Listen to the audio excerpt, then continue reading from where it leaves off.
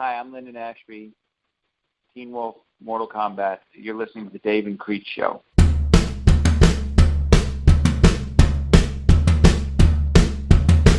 This is the Dave and Creech Show, the only podcast where podcaster CJ Creech and actor Dave Sheridan come together to talk all things entertainment with your favorite entertainers. Want to ask our guests a question? Tweet them to @DaveSheridan or @CJCNOV88, and they may be asked to our guests live on the show. We do have to ask you stay seated during the podcast because this ride may get a little bit hilarious. Now here's your hosts, Dave and Creech. Hey guys, welcome to the Dave and Creech Show, episode number 38. My name is Creech, and we will be joined by Dave Sheridan and a whole group of fantastic people to talk The Walking Dead. This hasn't been done for the Dave and Creech Show. I used to do this with Creech Questions all the time. However, normally I cut down The Walking Dead Wrapup to about 30 to 45 minutes long. But today you are getting the entire uncut conversation. And it's a fantastic conversation, which is one of the main reasons we've just, hot off the heels of the Walking Dead Season 7 premiere, some major deaths happen. Obviously, if you have not watched the show or have not been on any sort of social media, then I would highly suggest you turn off the podcast now because things are about to get spoilery. And we've got a great group of people talking about this episode of The Walking Dead. Obviously, The Walking Dead Wrap-Up is led by yours truly, along with multi-time walker and co-host Alyssa Mullan. But we are joined by Dave Sheridan, my other co-host for the actual podcast, obviously. And we're joined by Christopher Berry, former Dave and Creech Show guest, and the actor who played Bud on The Walking Dead, and also a good friend of mine, and Anissa Camp, who is a Walking Dead fan, and she has some great zombie cosplay, and she's very knowledgeable about the show. It's a great episode of this Walking Dead Wrap-Up, completely uncut, and hope you enjoy it. Now, this episode is going to end when The Walking Dead Wrap-Up ends on this, obviously. But I do want to go ahead and give you advance notice that the next part that will be up will be our interview with Jordan Woods Robinson. We are speaking with him on the eve of Walker Stalker Con Atlanta, and also on the eve of this Friday, his new album, Anthem, comes out. Definitely make sure you check it out. We're going to be talking to him about that, talking to him about his thoughts on The Walking Dead Season 7. So after you listen to this, definitely make sure you check out the other part, which is going to be the interview with our good friend and talented singer, actor, Blue Man, Jordan Woods Robinson.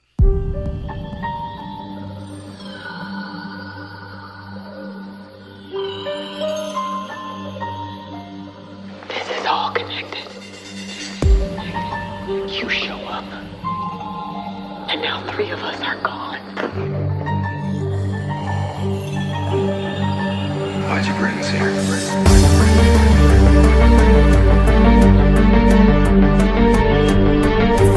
So, how's everybody? Pretty good. How about you, Alyssa and Anissa? Yeah, that's going to be confusing. I'm good. I've been sad like the past 4 days, but I mean, all things considering, I guess I'm good. You know. I'm pretty good. The episode was definitely traumatic. Yeah, to say the least. But I'm looking forward to seeing people in person at Walker Stalker. Where is that taking place? Atlanta at the convention center there. Oh, is that on Halloween? Yeah, it's this whole weekend. It's Friday, Saturday, Sunday. So. Oh, okay, I know. Yeah, it's going to be anarchy there. This is the only way I can even describe how crazy it's going to be. Oh yeah, man. I imagine, especially after this last episode. Exactly. Oh my God. I'd be scared if I were Jeffrey, though, to go to a convention like that after that episode. In a way, well, yeah. I mean, because there are some people that really can't separate reality from fiction.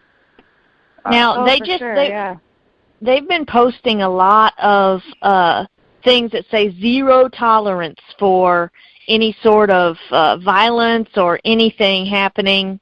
0 tolerance for that stuff. So hopefully everybody is looking at those and knows they won't be doing anything. Yeah, I hope so. I really do, because it's funny. Some people just get really so caught up in something, their favorite show or their favorite actor or something, and it just sort of, the walls between what's real and what's not real sort of break down for them. And, I would never in a million years suggest that the majority of fans, most fans can separate reality from fiction, and are just fine with it. But there's just, it takes this one person with the just, it's not all there to cause problems.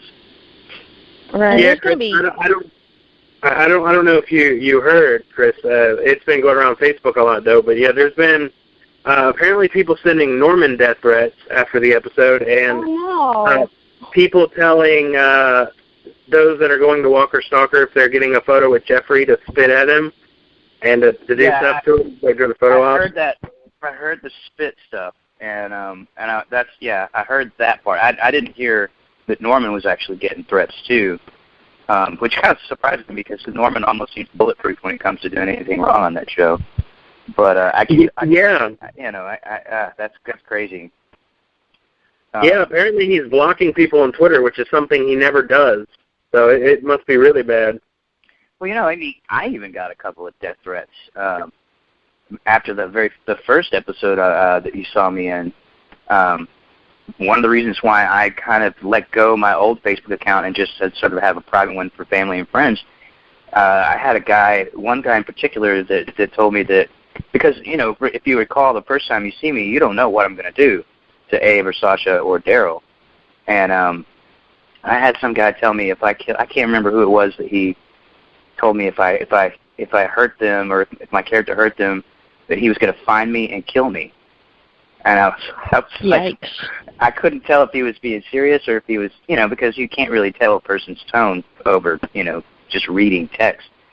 But it really did kind of send a chill up my spine when I read that.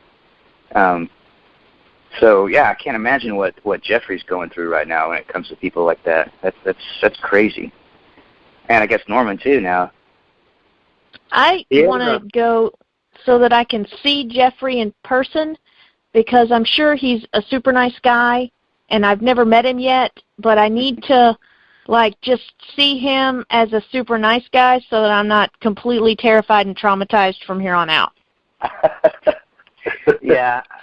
I mean, I don't want to get too far into it because I know we have a whole discussion to have, but I have to say I have some very strong feelings about that character in this episode and the way things are actually going now in the show. Let's just suffice it to say, this is not the show that I started watching season 1, episode 1. It's a different show now. At least that's my opinion. That's how I feel. Not to say that I don't like the show or anymore, and I'm not still a huge fan, but it has definitely become something that it wasn't to begin with, at least in my opinion. Absolutely. Totally different animal now. Yeah, it really seems like the beginning of this season. Yeah, like you said, it's like a whole new show. Definitely different. I don't want to say it's jumped the shark, but I mean, I'm tempted. Well, I'm tempted. That term's being used a lot out there. Is it really? Yeah, a lot. I've looked on Reddit a little bit, and I confess I sort of I have two particular subreddits that I follow on Reddit. I follow the Walking Dead subreddit, and I follow the EVE Online subreddit because I'm a huge EVE Online Internet Spaceships geek. But I've had to sort of just step away, honestly, these last few days, and I managed to watch it twice. I think the second time was in a way, I noticed certain things in the second time around that I just didn't first time around, and it hit me even harder, I think, the second time. So I have kind of stepped away, and I haven't really been paying too much attention to what people have been, what the chatter out there about it. So I'm sure you guys will fill me in tonight.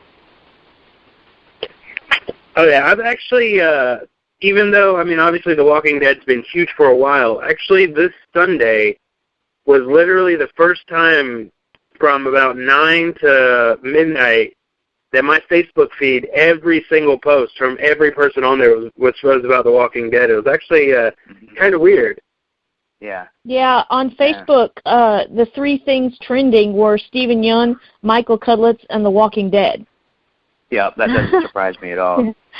That doesn't surprise me. I would imagine that there were probably new fans that got brought aboard that night, and there was probably a statistically significant amount of people who just said, you know what, I can't do this anymore.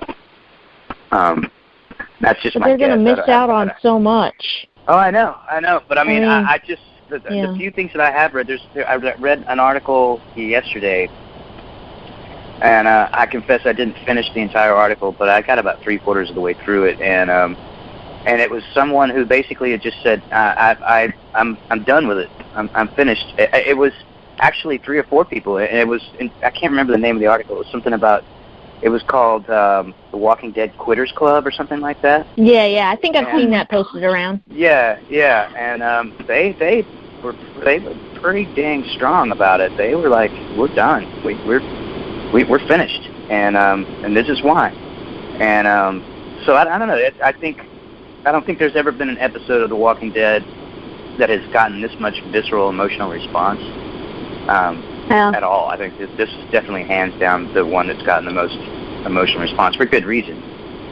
There's been a few others I think that were pretty hard hitting. I think when they opened that barn door and Sophia came out, that got me pretty good.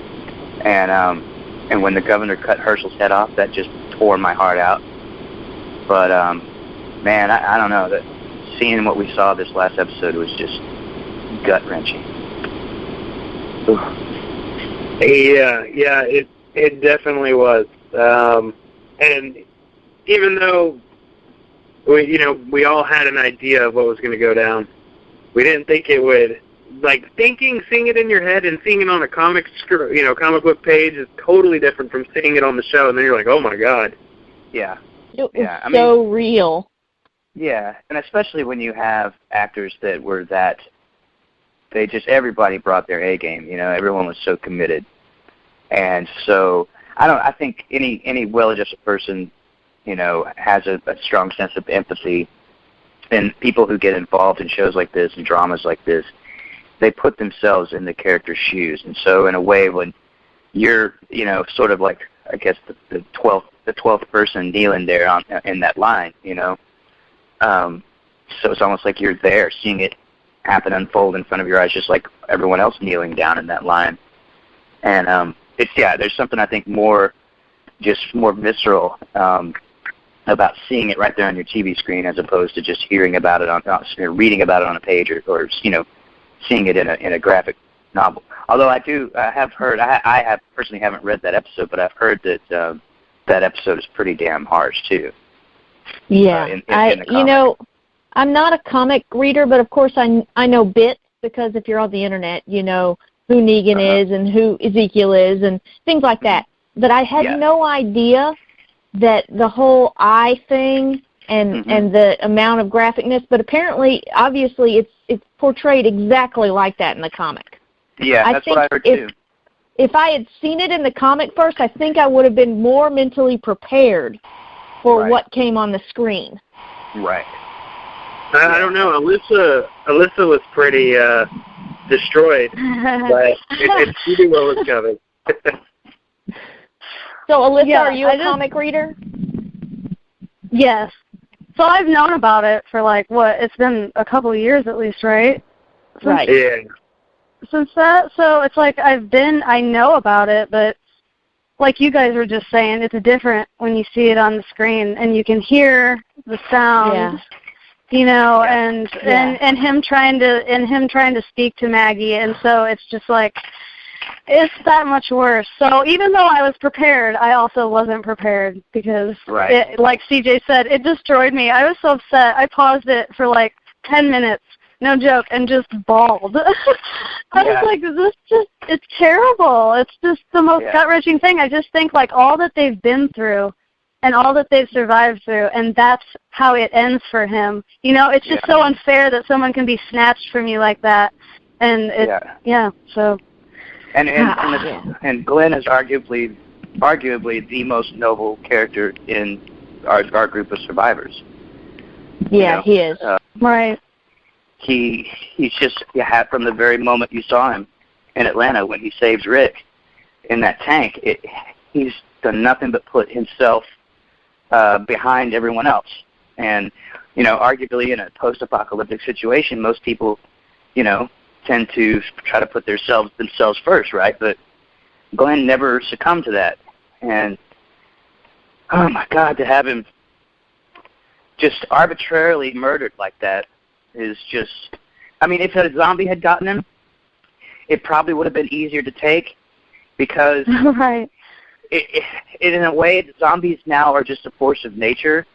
So it's like, you know, we're all used to people succumbing to forces of nature, whether it be, you know, weather or just random accidents or sickness or whatever, you know. But to have him just flat out, unnecessarily and arbitrarily murdered like that, it's just... You know, I don't think it was arbitrary with Negan. I don't think he does anything arbitrarily. For some reason, I think, you know, he's been surveilling this group, and I think he had picked out more than one person to murder well ahead of time.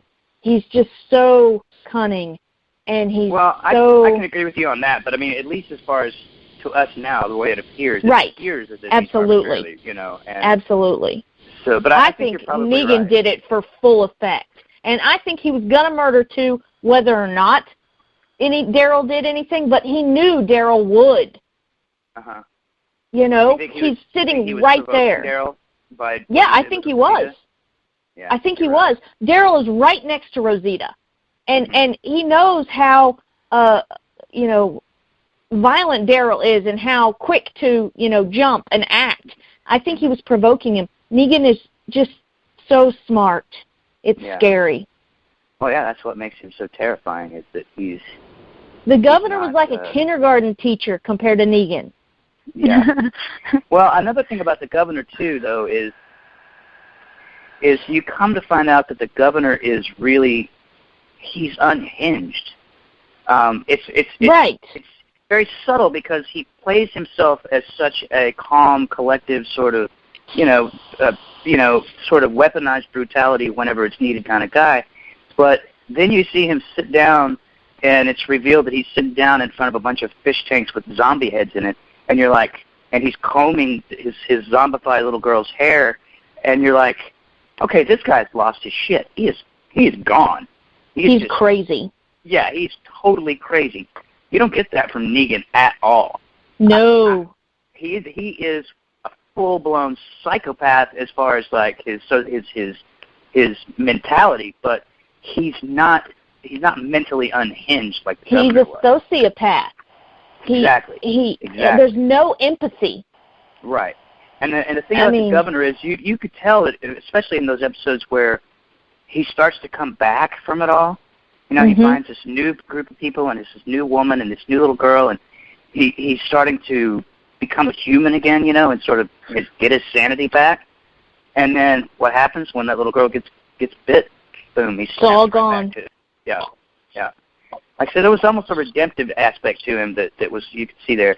With Negan, you kind of wonder to yourself, has this man ever cared about another person, actually truly cared about another person? I don't think so. I don't think this world made him like that. Yeah. Have you said you read the comics. Have you read any of Negan's backstory? No, I don't, but Alyssa does. Oh, okay. Alyssa has... There's an Alyssa and Anissa. Okay, so. Yeah. You guys can call me Sunshine if you want. Bit. Oh, Sunshine. There we go. That's my middle name. Sunshine, oh, that's pretty. I'm going to do it. Okay, so I'm Sunshine from here on out. Okay. I remember that. I'm on board. No, I haven't read all of theirs. I don't know if he's still releasing his backstory. I just know, like, I think he was, like, a gym teacher at a school, I want to say. And I know that Lucille, his bat, is named after his wife, Lucille. CJ, did she die from cancer? Do you know? It was something like that. His wife had died. Yeah, she was, like, really sick and died. And then, of course, she turned into a walker, and he had to put her down. Oh, okay. Yeah. So I just know a little bit of that. But he had that kind of bully attitude before, from what I gather, from what I read. So it'll be interesting to see how he plays out on screen. In a way, I'm actually kind of relieved that Bud ate an RPG because I don't think I would want to be there in that crowd watching that, to be honest with you. As an actor, I don't really think I'd want to. I mean, as much as it'd be great to still be on the show, I don't know that I'd want to be there watching it. Just as an actor, I think that'd be a really. I think I'm kind of in a way lucky that I didn't have to see that. Yeah, I know when we had Michael on, he mentioned that filming that was long days too. They were on their knees for 14, 15 hours at a time. Yeah. And that would have been brutal. And then it come to reveal that they actually did know who died. When at the end of season 6, as they did shoot that during season 6, that was just revealed this week that they had filmed the deaths beforehand. Even though all the cast was like, we don't know who's gonna die. Right. But they all did. But they I don't blame you for not wanting to be there. That would be very rough to see, especially you worked with Michael, and then to have to watch his death, especially. Yeah. As graphic as it was, I'm sure it'd still be pretty graphic watching it be filmed. So that would be a rough week of shooting for sure. Oh yeah, and the truth is that I mean, there's the real life person me, and then there's the actor me. But I mean, I got to give it to Jeffrey, man. It's got to be kind of exhilarating in one aspect, and also kind of horrifying to portray someone like that and to do those sort of things. And I've got to give it to him. He's got to be a very well-balanced dude himself, just to be able to do that and not like lose sleep over it. And who knows? Maybe he has. I don't know. I know I would. I know after a certain scene that I shot for 12 Years a Slave, I had nightmares for a week. And that was literally like 65, 70 seconds worth of camera time. But to do what he did, it's just, wow. That's all. I'm almost speechless. Just wow. Yeah, especially basically step into a serial killer's shoes. I mean, the place you would have to go mentally. Yeah. Yeah, and not just the whole, even obviously being a bad guy part, but Negan is different in that pretty much he has a smile on his face the whole time. He's doing all that stuff, and that's it. Yeah. And the smile looks sincere. Yeah, he taunts Glenn while he's dying, and he's saying, "Are you still in there? I don't know if you are. I just knocked one of your eyeballs out of your head, and it's gross." And it's just taunting this kid. Well, I mean, while he's dying. I mean, it's just. And then when he looks at Maggie and he says, "Oh, I am truly sorry. I am." And I mean, I gotta wonder. I mean, is he really sorry? He's not sorry. He's not. Yeah, I didn't think so, but okay, but let's flip the script here and look at what our group has done though too. Let's put ourselves in Negan's shoes, and you have this group that just comes up and slaughters a bunch of your people.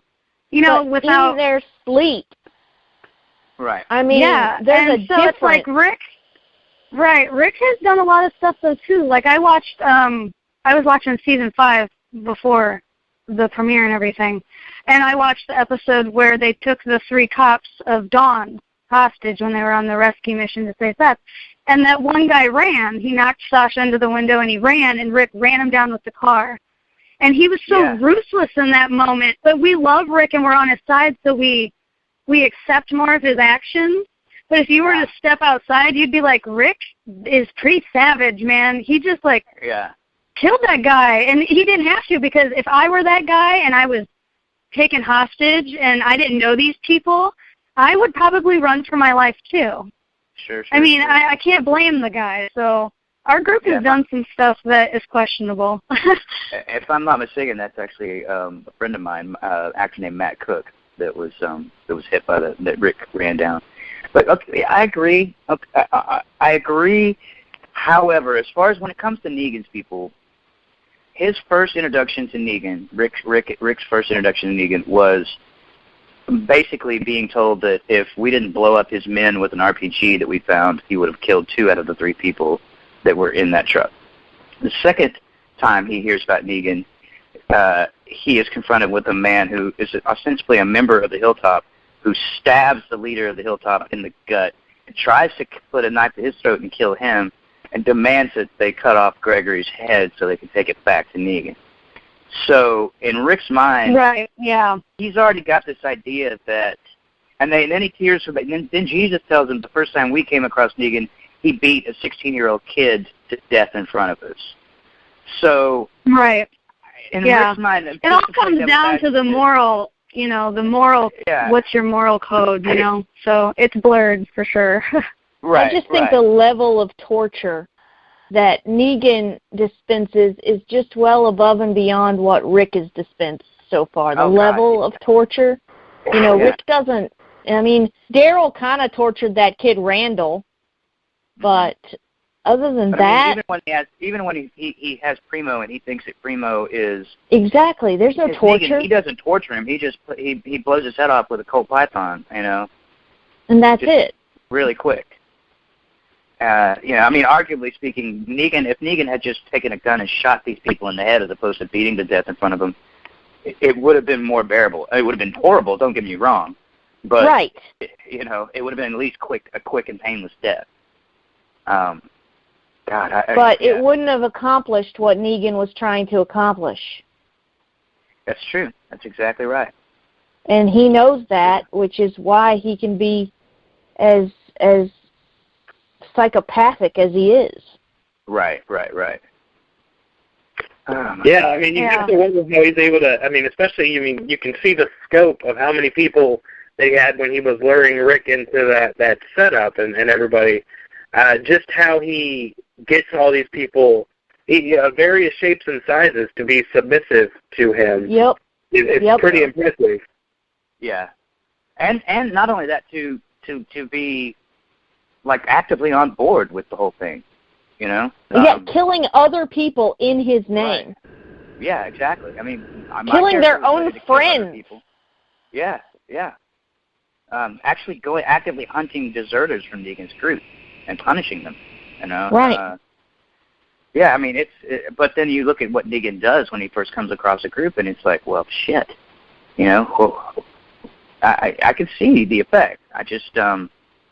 I think at some point, though, and I think I've gotten indications of this because of spoilers that come down the road from comic book readers, but there's a point where you push people so far, and then there's a breaking point.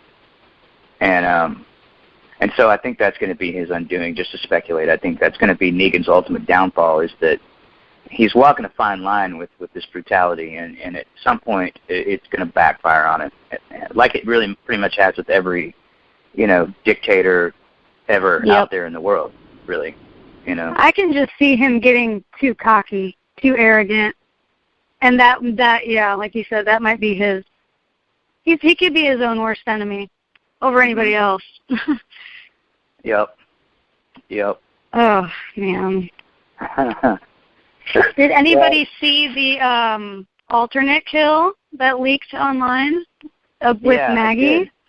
Mm-hmm. Oh my goodness! See, now that's what I thought was going to happen. I thought it was going to be Maggie. And so to see that was kind of interesting because it's interesting to see what Glenn would have done had Maggie been the victim. Oh God, I think Glenn would have still gotten killed because he would not have been able to restrain himself.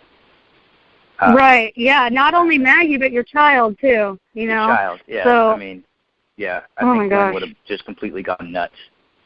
Right. Actually, and if he would have made it out, it would have been interesting to see how Glenn would change because, like we said, he's the noble one. He always wanted to, like Maggie said, Glenn saves people. So it'd be interesting to see how he would change once he lost everything that he had. I think Glenn would have been in a lot of ways the same as Maggie afterwards because Maggie's the first thing she said was, "You have to go.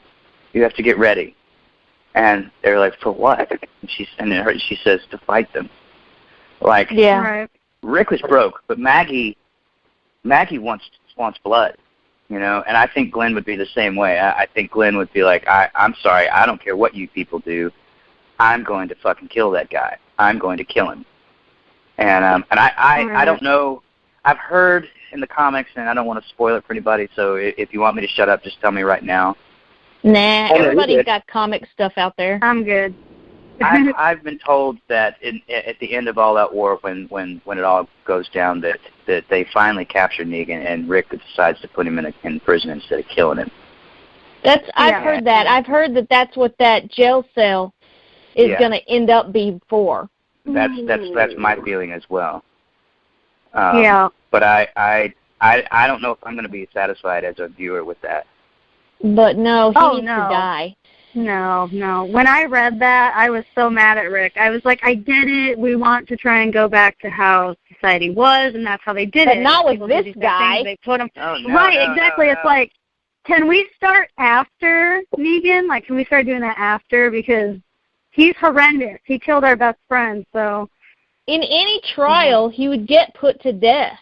We're just going to make it.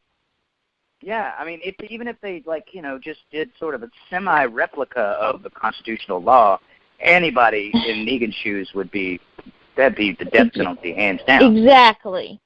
So, yeah. Right, yeah. But, this whole Morgan thing where every life is precious, et cetera, I'm sorry. I'll be completely honest. Hey now, I love me some Morgan. I do too.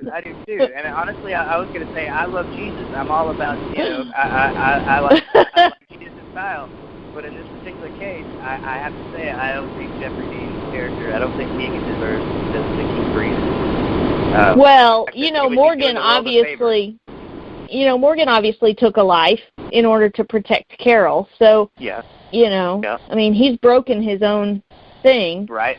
That's true. So there's nothing to say that he wouldn't take a life if somebody was in mortal danger. True. But let's put it on. If they've got Negan, he's helpless. They've got a jail cell for him. You can't argue that he's threatening anybody from that jail cell. So. Well, that's 100% true, but know. Well, here the thing I think. Because, in the comics he does go to jail. But I'm thinking of, the AMC side. I mean, granted, it's not like The Walking Dead's not making tons of money. However, Jeffrey Dean Morgan is a pretty high-profile name, probably one of the biggest ones they've got to play a role. And I'm pretty sure that probably cost a pretty penny. So I don't know if they would be willing to actually keep him on. Yeah, to do that. I think they'll do the war, but they might change it up and actually have Rick kill Negan for this, for the money side. Yeah. Or here's another twist, that they might end up having Maggie kill him. That's a possibility. Against Rick's better wishes. I wouldn't be surprised to see that. And to be honest with you, there might be something quite cathartic about seeing that happen. But how would it change Maggie? I don't know. I think Maggie's already irrevocably changed. Do you think she'll lose the baby? No.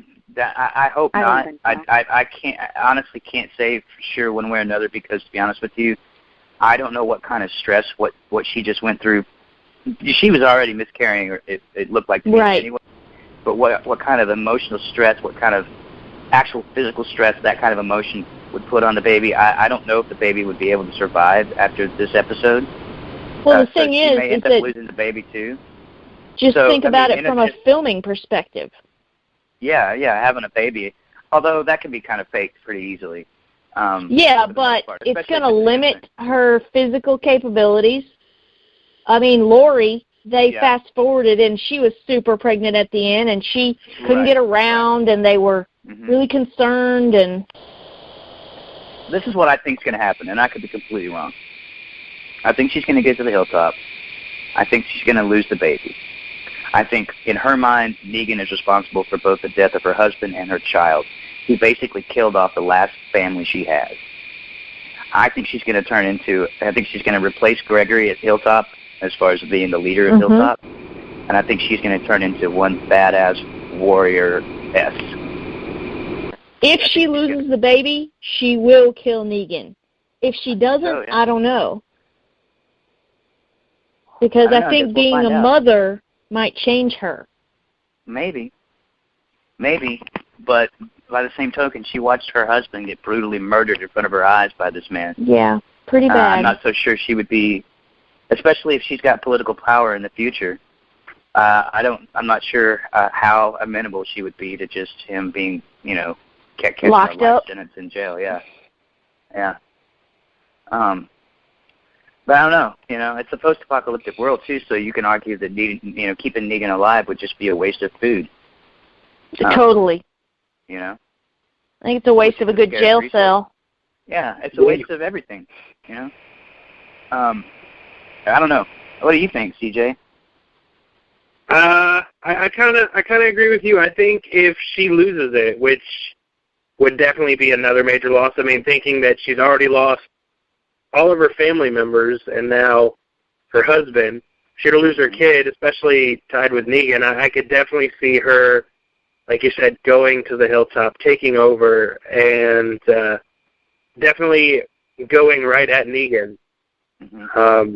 Because I feel like she's going to, she has her mission at that point. He's taken everything away from her, so she's going to try to take what she can from him. I mean, I can't imagine her just existing as one of his pawns. I can't imagine that being something that she could ever really resign herself to do for any length of time. I can see her pretending to live like that for a little while and sort of covertly gathering her strength and making her plans. But I can't see Maggie.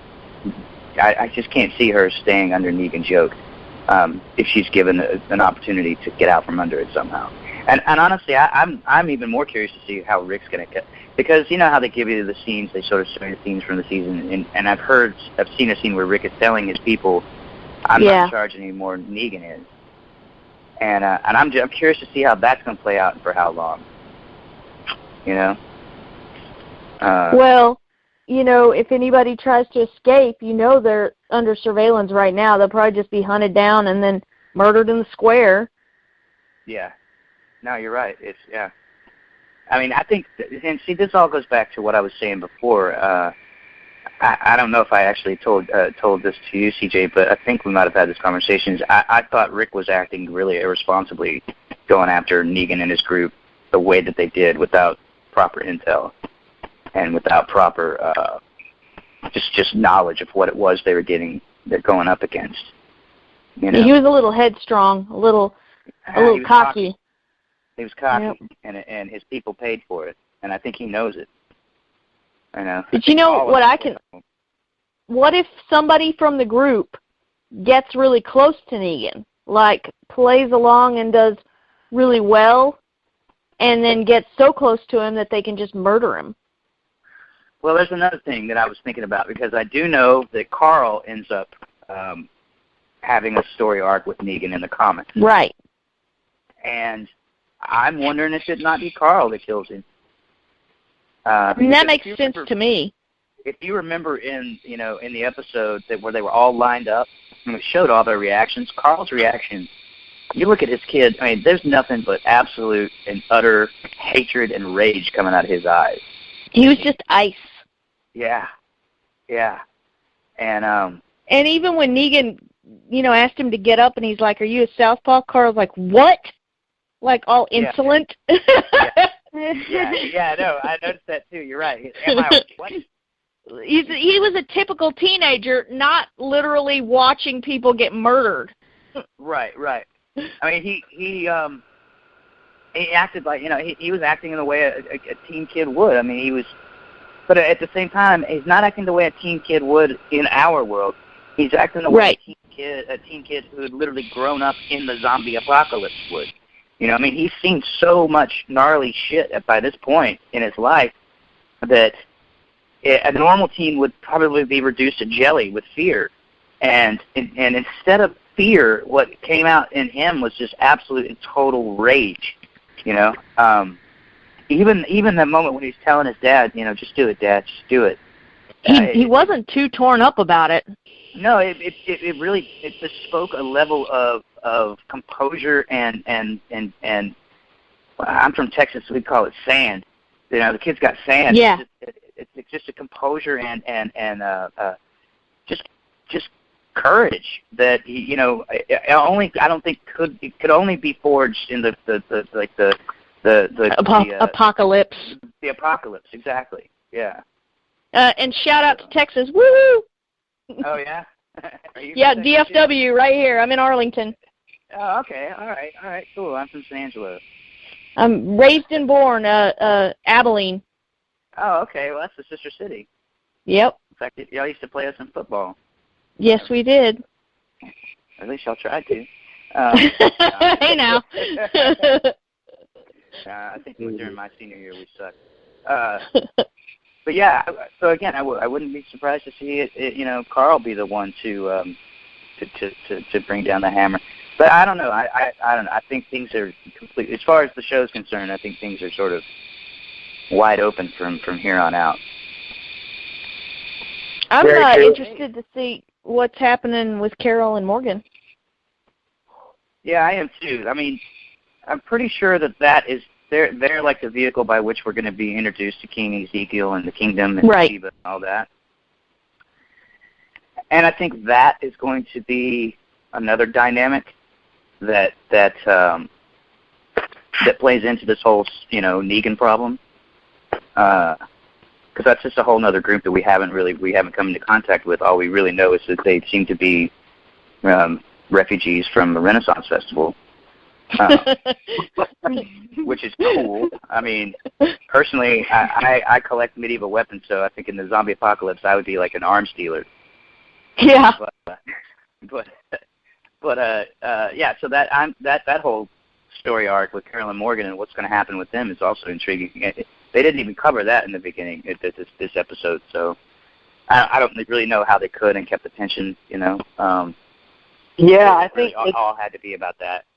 I think if they'd have tried to put any other story in there, I think that definitely would have detracted, because like everything else was just so heavy that I don't think it would play off as well. No, I think it would have been a disaster. I think it would have just popped the whole tension bubble, and it would have been just a very, very big mistake on the writer's part to try to. Yeah, there's no way they could have done that. No. But I suspect that the next episode we see will be, they'll pick up on Carol and Morgan probably almost immediately. I hope so. Yeah, knowing the Walking Dead like we do, they probably are not going to pick up the fallout from the Lucille thing for at least an episode or two. Yeah. Probably the next one will be just a complete, episode on Carol and Morgan, and I'm assuming we got to get an episode at some point showing what Tara and Heath have been up to as well. Right. Yeah, I was thinking the same thing, that they're probably going to... I can see them coming back to Alexandria around the same time that I can see them coming, Tara and Heath, their adventures, and then them coming back maybe in the second half of the episode to Alexandria and realizing just what's gone down. Because Tara doesn't know Denise is dead now. Yeah. She has no idea. That's going to crush her.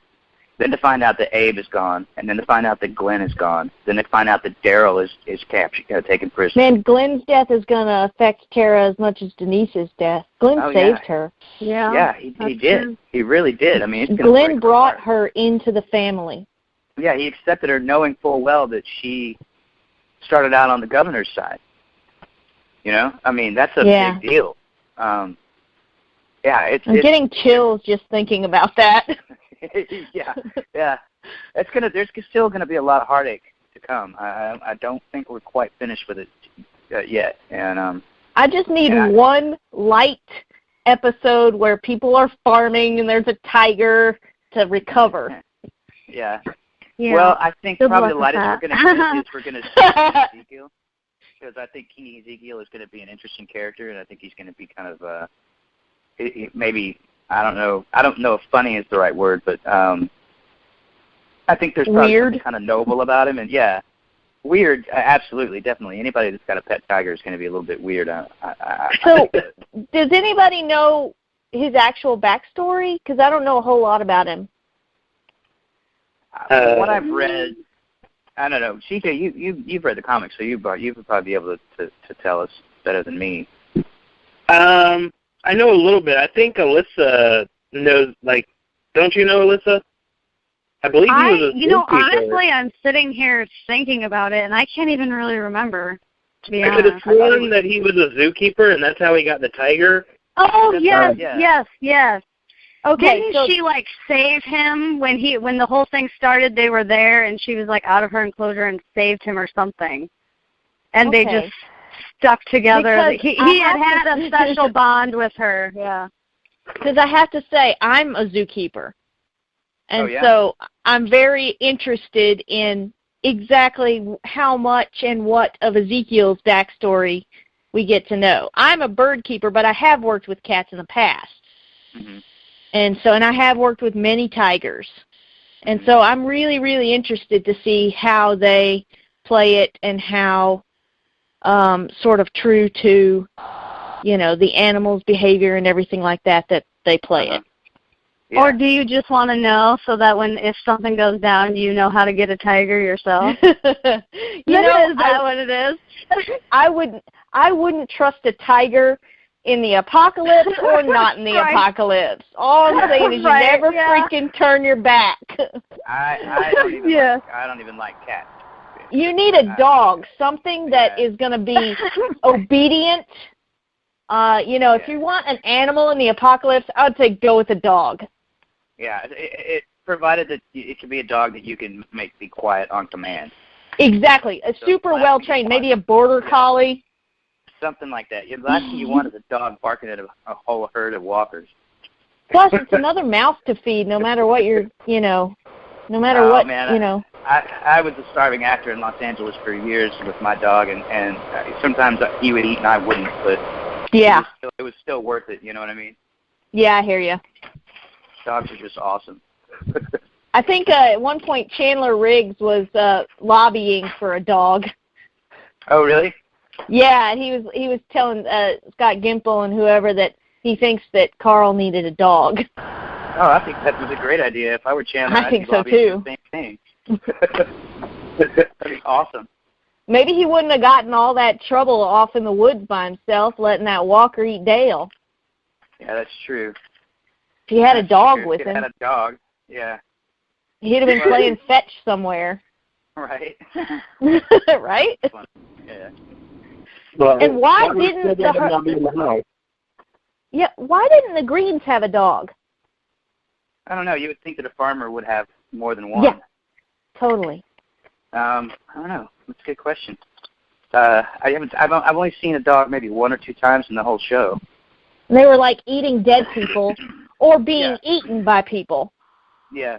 Yeah. Yeah. Well, I don't know. That's another thing about that is that they're in Georgia. The whitetail population in Georgia, if all the people were gone, I would be exploding.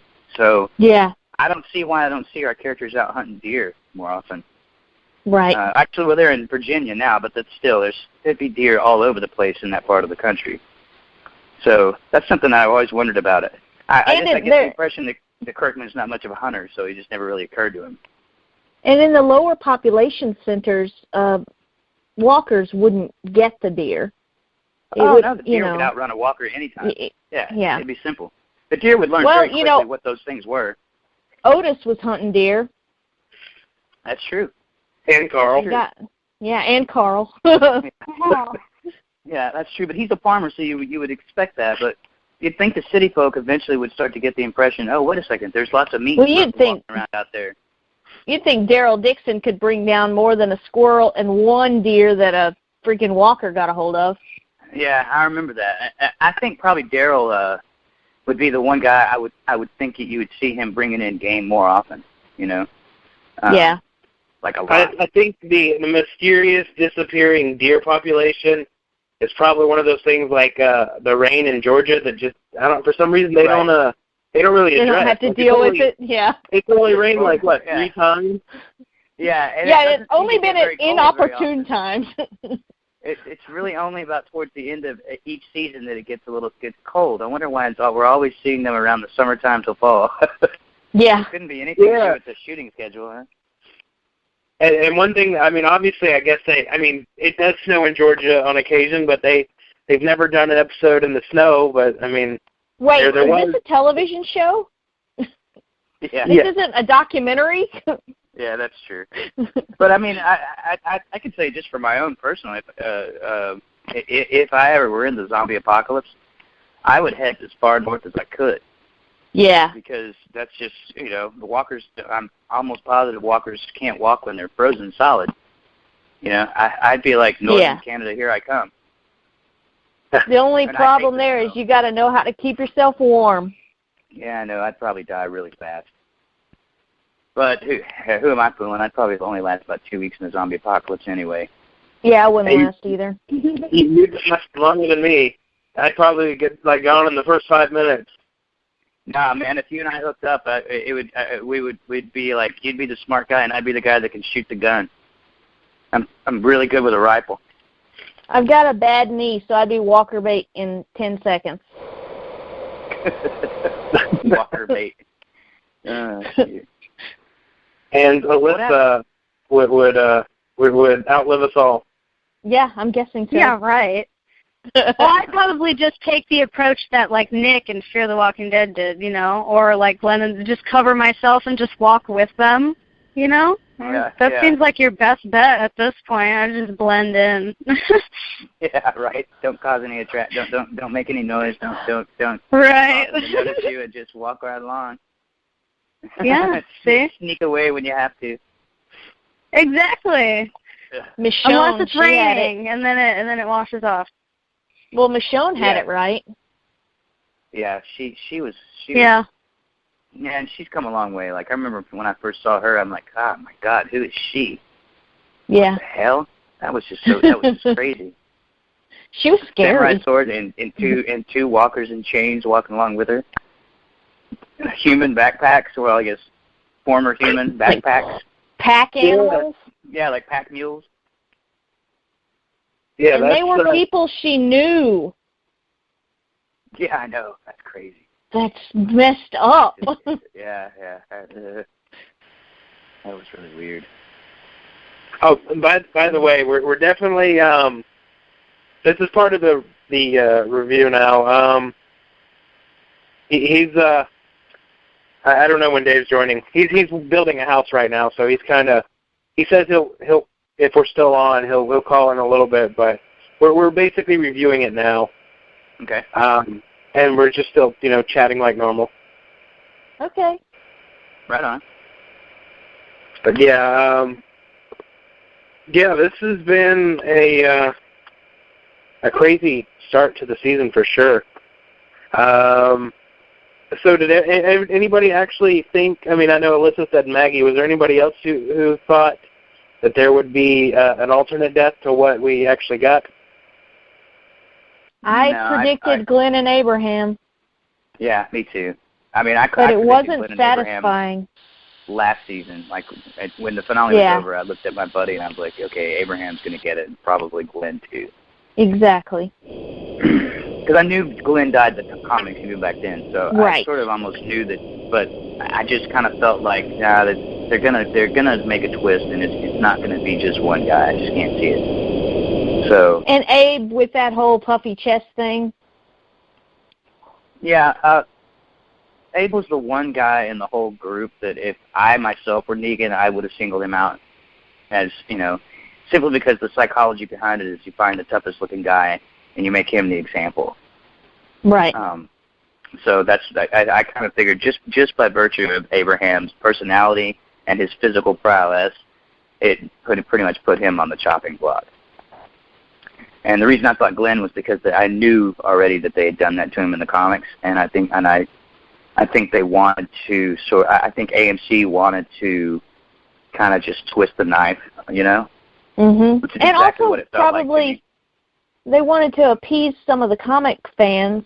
When they veer off, sometimes the comic fans are like, "Oh, but you did this so well in the comics. We really want you to go back to that." So it appeases in a way some of the fans that think they've gotten too far away from the comics. Yeah, that's a good point. Yeah. So yeah, no, I honestly didn't see anybody else getting it other than who got it. No, I'm assuming we've all also probably. I mean, like you said, Chris, you've seen it twice. I'm assuming we've all seen the episode at least a couple times, and they're still picking up on things. I have to ask. No, actually, I couldn't watch it a second time. I only watched it once. Did anybody pick up on Abraham right before he got Lucille that he threw up the peace sign to Sasha? Yeah. Which is their running thing that they had done throughout the series? Yeah. Yeah, I didn't notice that the first time. Yeah, me neither. Yeah. I caught it the second time, and I have to say the suck my nuts thing was perfect. Oh yeah, that was just Abraham being classic Abraham right up to the end, and that was awesome. But I'm gonna miss him. Hey, it sounds like Dave Sheridan has joined us. I have, yes. I'm driving with my knee on the steering wheel, and I'm holding my phone. It wouldn't hook up to the Bluetooth. I don't know how to do that. So if you hear a navigator talking, that's a navigator. Where are you guys at in this conversation? Just chatting about the show, and we just started talking about the Lucille victims. Oh yeah.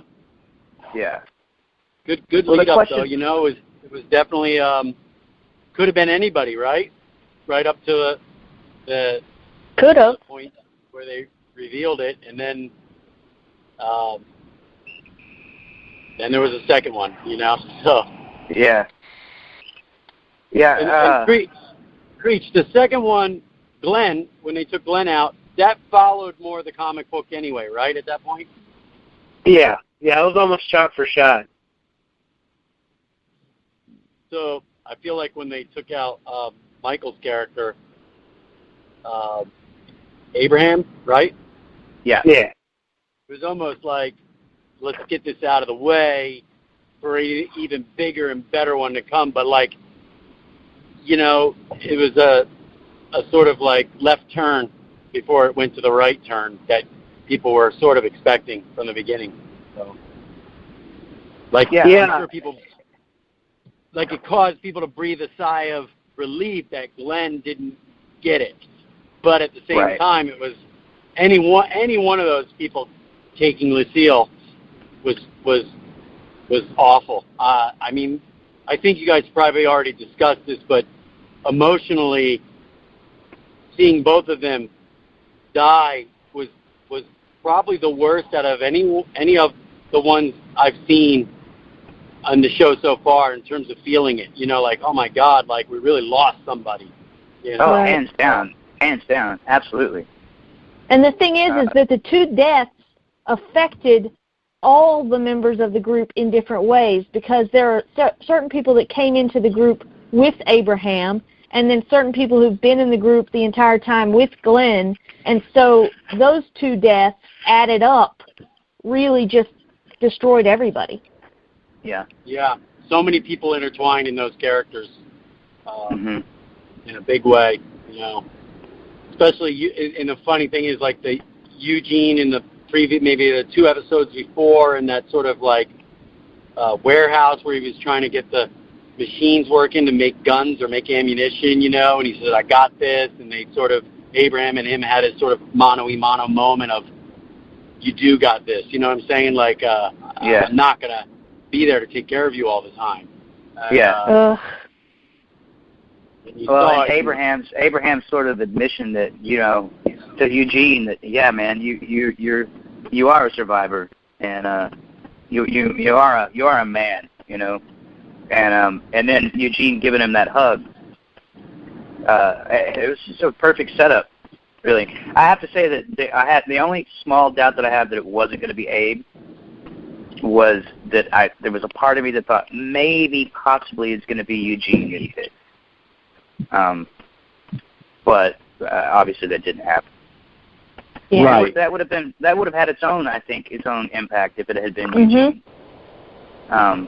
Especially seeing Eugene's arc, you know, from when we first met him till that moment by the RV where Abe and him have that final talk. That's true.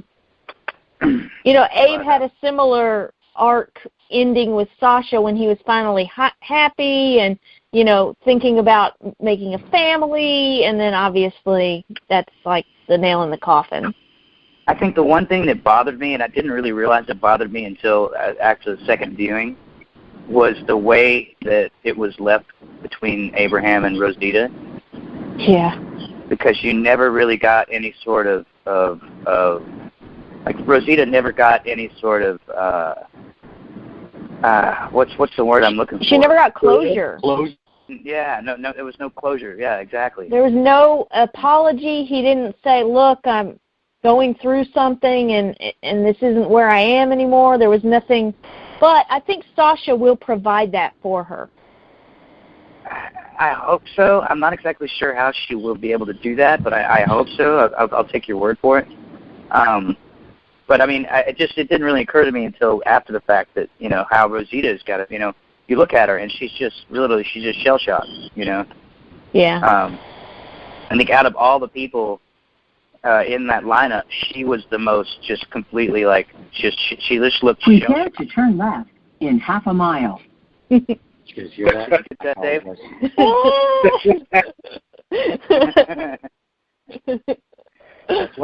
What if my nav system actually says a whole bunch of stuff about the show and like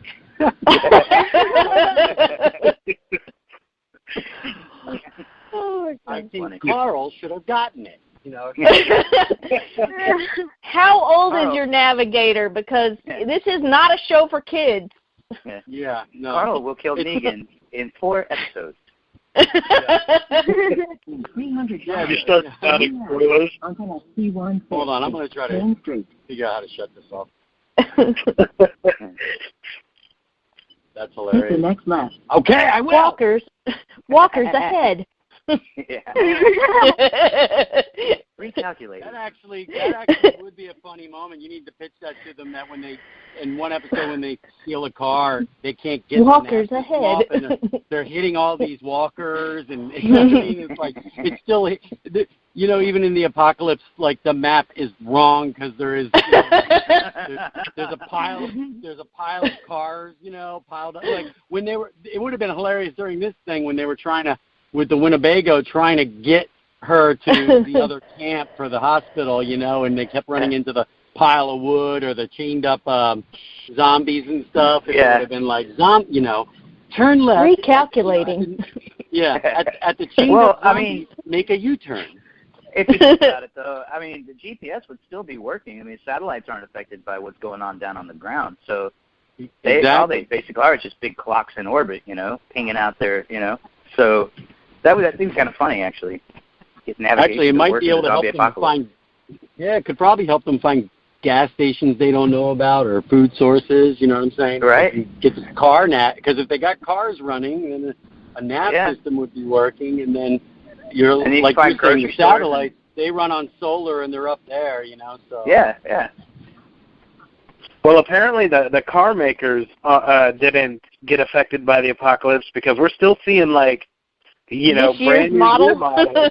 Yeah, well, it's funny you mentioned that because I actually think that most of the cars look a little too worn and torn, and I was just kind of thinking like when Negan got out of the Winnebago, and all his guys had all the trucks and the, sort of like bad guy kind of, it would have been so funny if he got into a pristine Mini Cooper, but he makes them wash it, it's nice and clean, because you'd think like in Alexandria, they all have the garages. You'd think they'd be able to keep the cars nice and clean and, wash them up and have nice, clean cars. Yeah. Looks like the governor's lawn being manicured in Woodbury. Right, exactly. Like Negan should have a nice forest green, that really classic mini forest green color. Just, with a white racing stripe. Yeah. Right? Yeah. So, well, it certainly sets up, look, man, this is going to be an insane season. That is for sure. Which way do you go? Personally, I don't know if you guys thought about, what would you do, obviously, as a collective group, but as Rick, just in general, Rick sort of taking control of his sort of clan going, and we know where the comic books go, but personally, me, I would say, all right, pack your shit up. I would pass out the Kool-Aid. Yeah, no, I would get a convoy and say, let's get the fuck out No of way. here. Let's take a left and see how far we can get. I don't know. I've actually thought about this, and I think my first instinct would be to collect everybody and get the hell out. Go as far in the opposite direction as possible. What I think would stop me from doing that, if I were to think about it for a few minutes, would be I would have to start to realize that Negan, I obviously underestimated him terribly, and I would assume that they're surveilling Alexandria 24/7. Totally. Oh yeah, absolutely. So, that's why I would be saying, how would you get out? How would you leave? You're kind of in jail at this point. You're kind of captured, and at the same time, they're not going to forget where they came from, the journey to get there in the first place. The rest, what else is better out there? There could be someone even worse than Negan out there. So. Right. And another thing I was thinking is, I think what I would do is I would pick 3 people, maybe three or 4 people that I thought were just really, really up to the task. I'd send them out at night in secret in different directions and have them just go out and get as much intel on Negan as possible. Where he's based, approximate number of people he's got under his control, where they tend to set up roadblocks. You see, if they had done this in the beginning, exactly, they may or may not be in the situation they're in now. They would at least know who the heck Negan actually is and not kill the wrong guy. Yeah. I would try to monitor their radio channels and get an idea of what they're saying to each other, try to figure out their codes. I'd just try to get as much info on Negan as possible, as quickly as possible, and as secretively as possible before I plan any other move. With their current situation as now Negan's providers, they have to go out and collect, right? Yeah. They have to get stuff. So Negan's got to let them go out and hunt for stuff and find stuff for him. So you can probably get a pretty good distance just under that ruse. Right. True. But then that begs the question, how far out are Negan's Man. people? Well, they didn't find Carol and Morgan. Right. And then Tara and Heath have been gone long enough or got far enough, or at least we think they are. Who knows? For all we know, Negan's got them, but I don't think that's the case. Right. I don't know. So there are limits. I'd like to know more about how far, Bud and his group ranged, Yeah. And how many groups are there like Bud's out there? There's got to be more than one. When I first played that role, I thought, this is just one of his lieutenants. But how many lieutenants does he have, and where are they? How far have they gotten? And also, that base that they attacked. How many of those are there? And just how many people does Negan have under his command? That was obviously a satellite. Right. No pun intended. Yeah. Yeah, exactly. An actual satellite. I want to. I want to chime in really quickly that I think if it were me, I would probably be thinking a road trip to Grady Memorial doesn't sound too bad at this point. Yeah. Go back to Georgia where you were able to be in control of everything, because they've been having a time there in Virginia. Yeah, no kidding. Well, that kind of actually, before I got on, because I had to get gas and I was just trying to get on the road, I started thinking about, okay, this was the basically christening of Negan as the ultimate bad guy now, the nemesis. And, you had other bad guys like the governor, in the past, and Rooker's character, and who was the biker guys? They weren't in it. What was the other one? Terminus. Terminus and the Claimers. There were the Claimers. The Claimers, yeah. The thing was, it's like, at a certain point, do the bad guys start to be a bit of a cliche or resemble themselves in a way, but at the same time, how do you keep amping it and making them sort of like, oh God, if I thought the governor was bad, holy crap, this guy's really bad. You know what I mean? Like, this is right. It starts to peel back the little areas of humanity. The governor wasn't all that bad now. If you compare him to Negan, he was like a kindergarten teacher. They worked something out with him. It was probably he probably was a little bit more reasonable in a weird way. He just he actually wasn't that good of a leader, but he was. We saw tons of good moments with that guy, with his daughter, when he with Tara, when he lived with her and the sister and stuff. You know what I'm saying? So, I wonder how they'll humanize Negan, or will they even bother? And they're just going to make this guy just literally, a road warrior, bad guy. They're going to have to. Yeah, I can't imagine them not making an effort to humanize him. My only concern is after what we've seen from him in the initial introduction to him. Yeah. I don't know how successful they're going to be at doing that. Because, at the back of my mind, I'm always going to look at Negan and go, I just saw you brutally and gleefully murder 2 people. Not just shoot them in the head, but, taunt them and torture them. And then mutilate the bodies. If you look at what he's modeled on, he's a totalitarian. I was just talking to these filmmaker guys that, I'm on a film right now, and this one producer, I've seen 2 tricks that producers use that they kind of like, that's what I do on every film. One guy, he goes and he gets really crappy trailers for everybody right at the beginning. Everyone's got shitty trailers, all the actors, and a couple actors complain because they're really bad. They've got mice in them, and the water doesn't run, and they're just set up trailers. Because then in 3 days he comes with completely brand new trailers, and he makes himself look like the good guy, like he's your daddy. And it's like, I took care of you guys. He made it seem, and he's the one going like, this is unacceptable, when he's the one that set the thing up in the first place. And then he told me, I do that on every show. This way I get the actors to love me, and blah, blah, blah. And then there was another producer on another film where he fired 2 people on the first day really loud and cussed them out and told them, get the F off my set, you're done, blah, blah, blah. And then he came up, he goes, I don't want that to shake you, because I was an actor. You could tell I was a little like, what the fuck just happened? He goes, I do that on every show. I always got to fire a couple people on the first day. That way they all know that I'm the boss.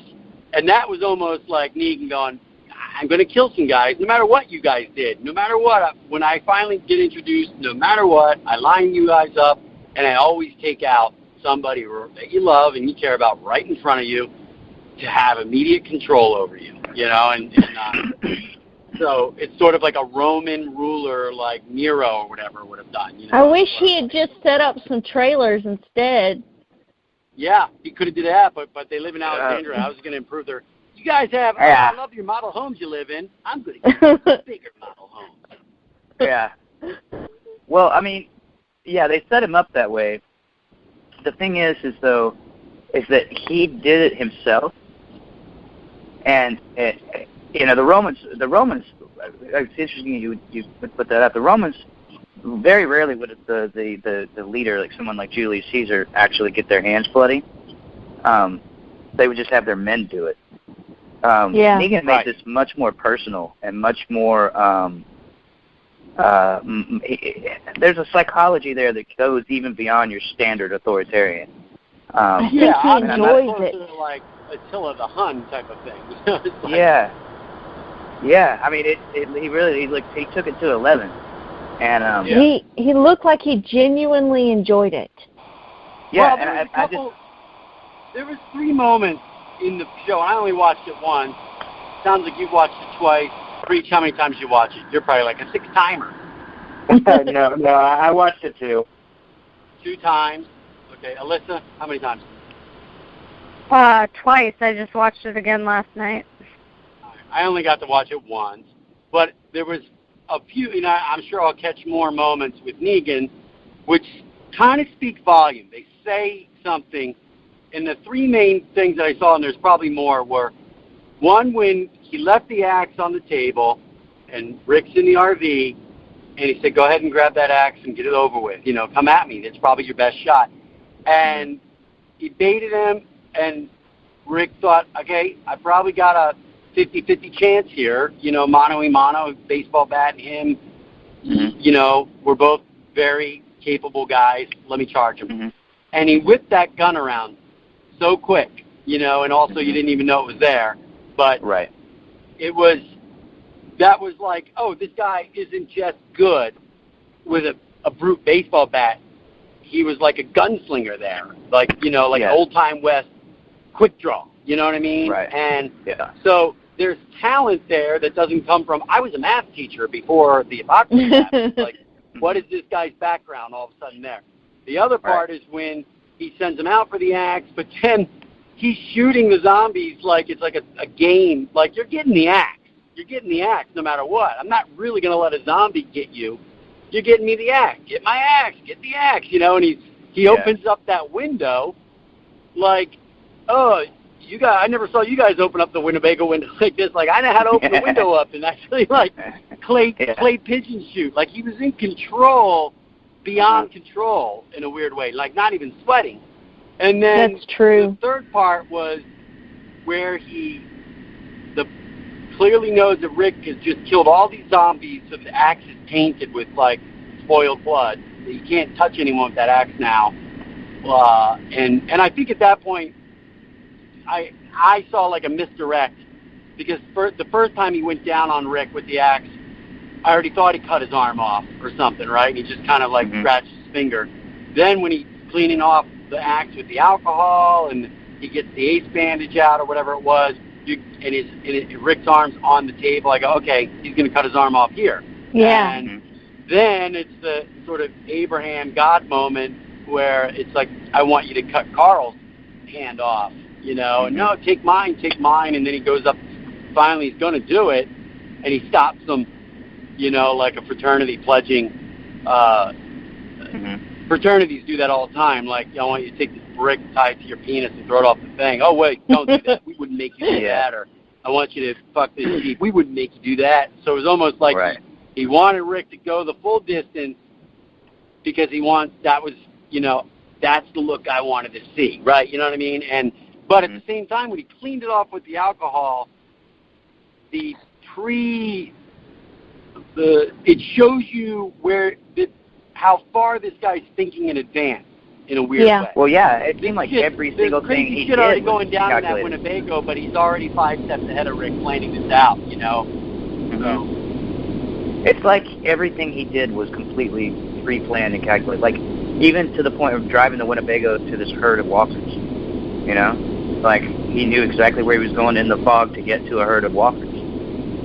It also makes you think, prior to that, by letting those guys take out the satellite plates, get the guns, blow up the other people, all the damage that they did, he already had eyeballs on them. He already knew how many people, who's the head, Rick's the head.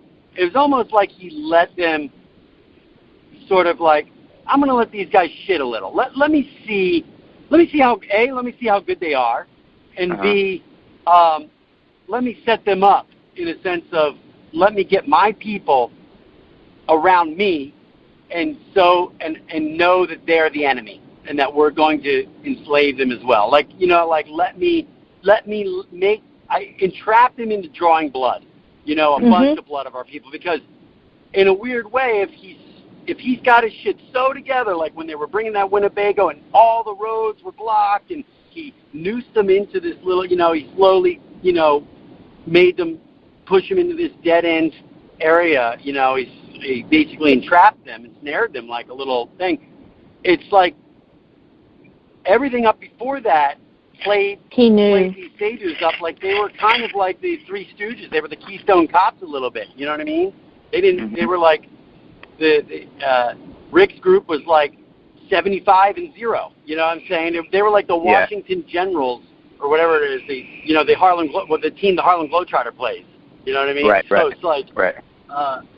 So was that all just a complete ruse and a complete setup? And that's how sick this guy is. He doesn't even care if you kill some of his dudes, because he wants to see what you're about, and he wants to set you up, and he wants to get intel on you. And and that's why I think that he already had planned exactly who he was going to kill, exactly how many of them he was going to kill. It wasn't a surprise that he killed Glenn, not to him. He already planned on it. He knew how to provoke Daryl. It was all planned. And I also don't think that this is the first time he'd ever played the go get my hatchet or go get my axe game. I'm sure not. He says, what has he got, a knife? He's got a hatchet. He's got an axe. I think he's played this game with other people before. He might have played it with Simon, for all we know. Yeah. No, absolutely. Absolutely. I think, and the other thing is, did you guys, when he before the real reveal, is the first time back where Rick now has the blood on his face, and then he talks about that he may have killed his right-hand man. You need a good right-hand man. When the guy asked for a pen, I think. I don't remember what it was. You got a pen? Oh, yeah. You need a good right-hand man. Did you, or was Bring Me the Hatchet? I forget what it was, but he said... No, it was the beginning. Right-hand man, Rick? Yeah. And then he said, or did I just kill him? Or did I just kill your right-hand person or whatever? Did you guys... And then they show the blood, but they show kind of there was some sort of piece of clothing, but it could have been anybody's, you know what I mean? It was kind of like drab enough to be almost everyone who was in the group. Yeah. Did you get an idea that it was Michonne at that point, or was there never a thought? Because in my mind, I sort of flashed, oh shit, they just got Michonne. Nah. Yeah. No, I mean, I honestly, the glimpse of the bat when he goes, it just looked like it was just covered in blood, but it didn't really strike me as anything identifying about it other than the fact that he had used it on somebody. To be honest, at first I was a little annoyed that they didn't just go right into it at the beginning of the episode, that they kind of drew it out a little bit. But after the second viewing, I understood why they did it. It was just basically upping the tension. And I agree with the way they edited it together now. At the time, it was annoying because I just wanted to fucking know. But, It also put Rick in a situation, even though Rick already knew who got it. Those sort of flashes of everyone in the group, him going through that everyone's at stake. What the fuck? Holy shit! I got everyone into this. Everyone's blood's on my hands here. And he's like, let's go back. I'll kill everyone, Rick. It doesn't stop there. And you almost get the idea. There was this one moment where I'm like, did this guy actually just kill everyone? And now it's just really the only one left is maybe Carl and Rick, or it's just Rick and the Rick and the hatchet at this point. And everyone else is back to Alexandria. Did he just literally slaughter everyone? Because there's so much computating and calculating. Overload, emotional overload going through Rick when he's on top of that Winnebago, and it's just like, what? I can't even. He's short-circuited. What I thought was really powerful was when Negan said, "I want you to think about what happened, what might happen, and what can still happen." And And that was like, I mean, there was that moment where he goes, "Oh, look out there, Rick! The sun's coming up. It's a brand new day." And it's everything Negan said, every single thing he said to Rick in that Winnebago, and afterwards actually, was just so insanely, brilliantly calculated to psychologically destroy Rick's sense of leadership. He even says, "I bet you felt like you were in charge, didn't you? You probably even got addicted to it, didn't you?" And you can see the gears turning in Rick's head. It's like, everything he said was calculated to make Rick doubt himself and to ultimately break. That's what's so scary about Negan, is the mental level that he operates on. And the scarf. The scarf is scary. It's true. Well, the scarf is just a brilliant bit of fashion. I mean, I thought the jacket was awesome too. Yeah, maybe he should be on a Vespa. Maybe I'm wrong about the Mini Cooper.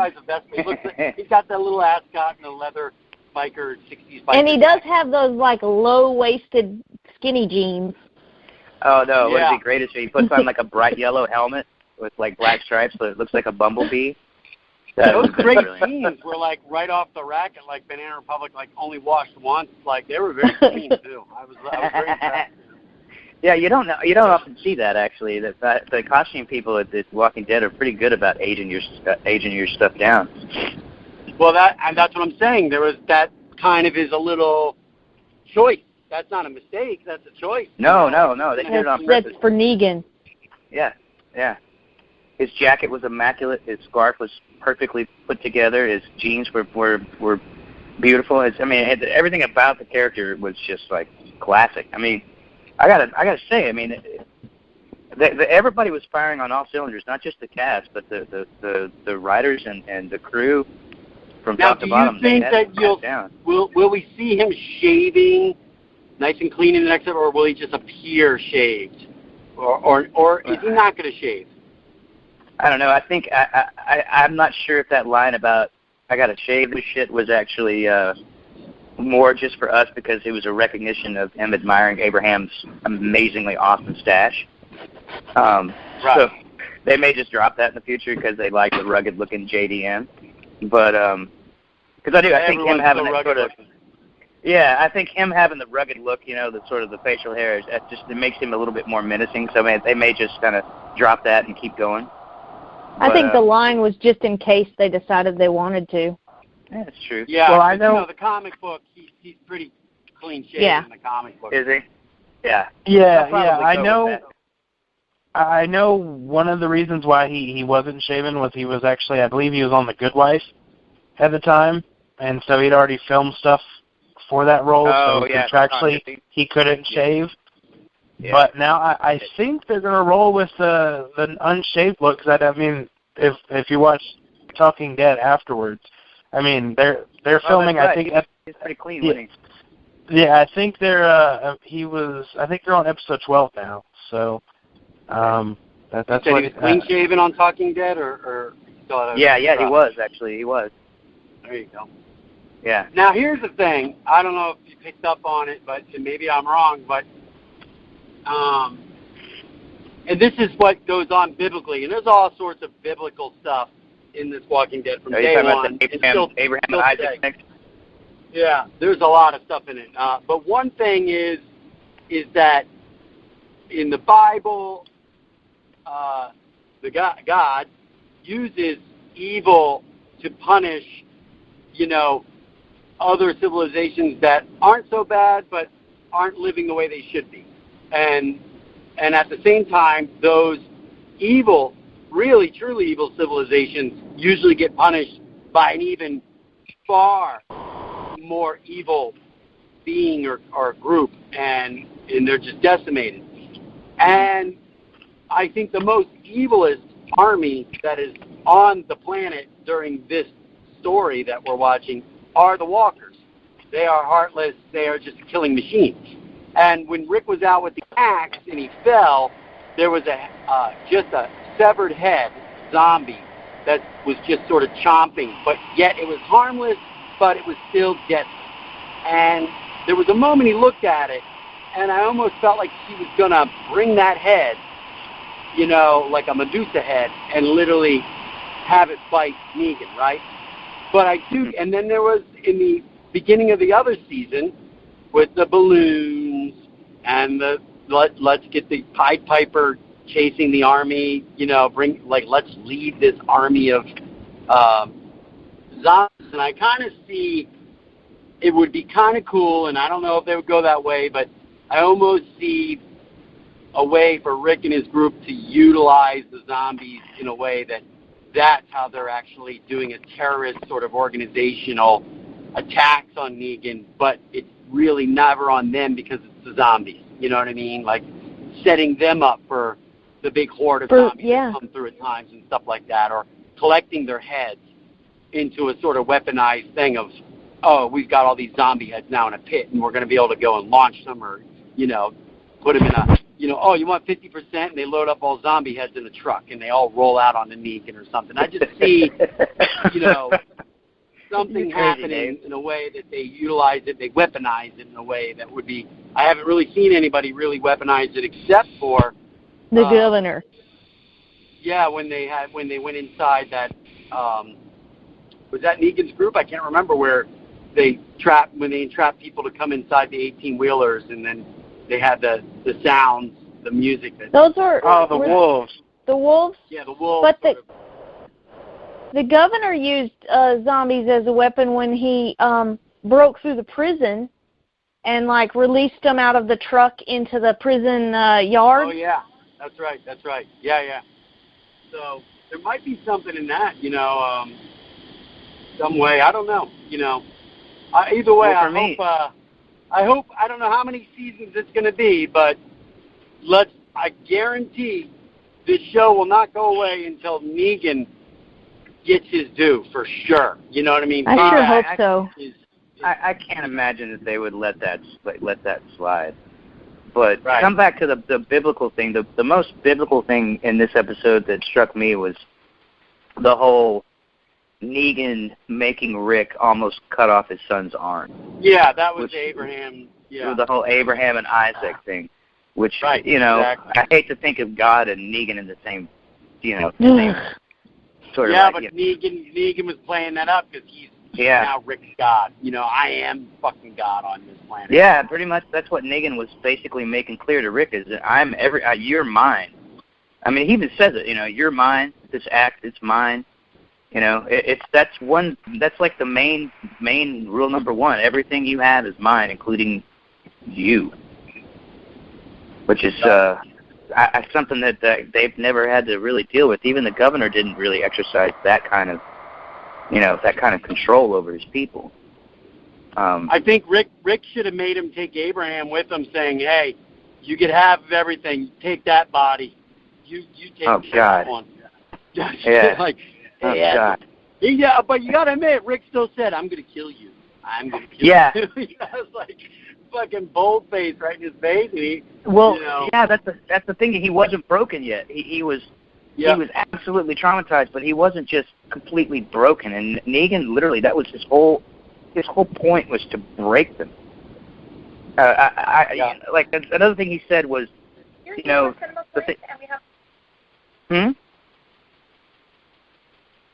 Hello? I don't know what that was. Oh, anyway. One of the things he said to him was, I don't like the way you're looking at me.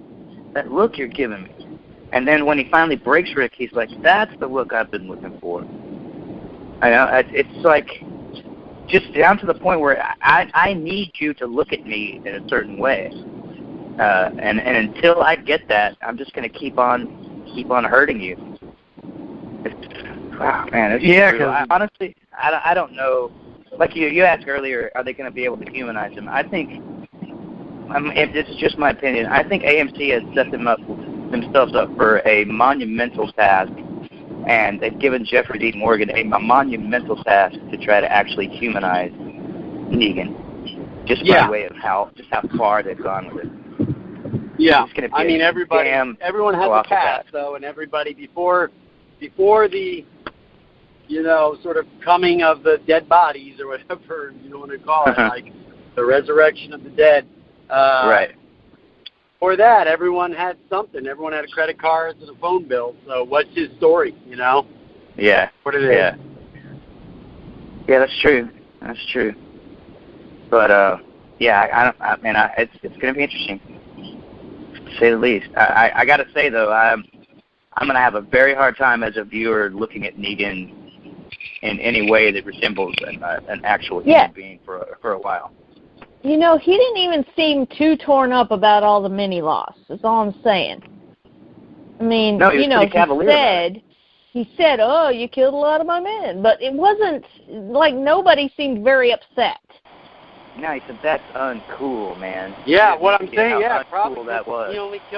They might have only killed 1% or not even. So that kind of tells you how many people he has, A. But I also feel like, he could care, which is really fun, where you have all these men, which are human beings, and he's more worried about his material, the 50% type that you need to pay me. I own half of everything that you have. I want half of your material. Split it in half, which is very, again, biblical of Solomon, give me half, eye for an eye. In half, cut it in half. When those people come, it's like, okay, cut the kid in half. Hey, it's my kid. He's my kid. All right, cut him in half. What? No. But at the same time, he doesn't value humans. He didn't say you killed half my guys, or you killed a quarter of my guys, or anything like that. I got to kill half of yours, or I want half of yours now. You're paying me back by I want 40 people from your camp now. I have to work for me. But it's all about the material, all about and that would be curious. I want to see what is half of what he's gotten. I know there's food and resources, but is he getting half of, old VHS machines, or, you know what I mean? Half of the car parts, half of wheels, empty tires, is it just junk? You know what I mean? What, you got to give him half of everything? I think what he means is half of anything that might even be remotely useful in those circumstances.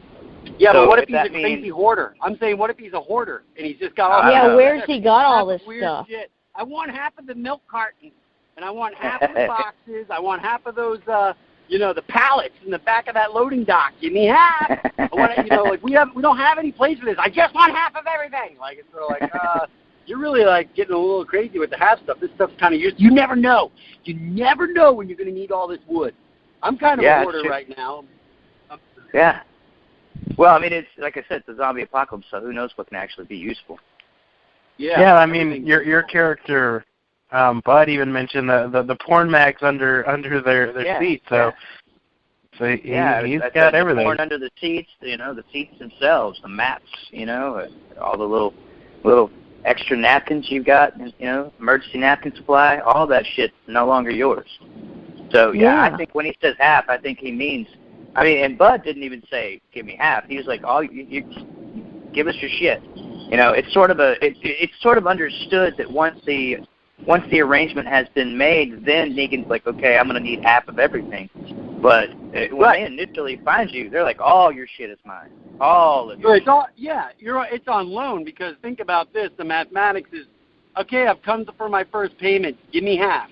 Then you come back and you're like, all right, give me another half. Well, now you got a quarter of what you had because he took 50% of 50%. Then you come back and now you got 12.5% because he just took another 50%. I think that's why I think that's a way of incentivizing people to keep going out and finding more stuff. Because he's always constantly going to be taking half. So if you just went down by half, you're going to have to go back up and get it back up to 100% so that you're not, constantly going down. He's obviously got to leave them some stuff just to keep them alive, otherwise they won't.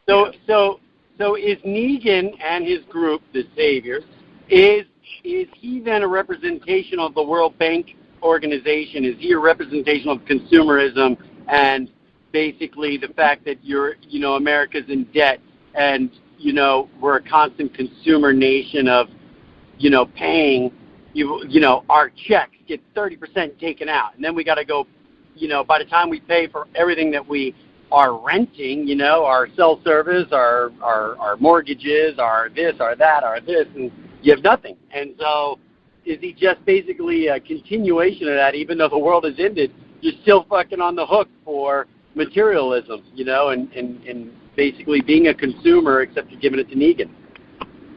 I don't know, because he said, one of the things that struck me is that he said, I'm not growing a garden here. You know, and that I took that to mean I'm not going to provide this stuff for myself. The way I'm going to get mine is by being the alpha dog, being essentially the feudal lord, the warlord. That's the way I am right now. And to me, that's more a completely failed state. Can I speak to that really quick? That line also, and again, goes back biblically about planting good seed on good soil and reap what you sow, and et cetera, et cetera. Gardening is huge, you know, parable issues throughout the entire Bible. But he, you know, he's not there for the people. He's not growing you. He doesn't care. You know, he's like, I'm not trying to make you prosper. I'm not bringing everyone in. I'm not collecting all this stuff to make other people prosper, including Alexandra. This isn't Kumbaya, basically, you know. This isn't a commune. I'm here to fucking, you're working for me and you're giving me your fucking shit, and I'm going to fucking dry you guys, wither you guys, and then when you're done, I trample you, and I move on to the next one. So what happens when the resources are gone in their geographic area? Because now that he's got like multiple towns gathering stuff for him and or growing stuff for him, at some point the gathering is not going to happen in their geographical area because everything will be gone. So what happens then? Personally, I look at them as sort of like, if you want to get back to the Bible, like locusts.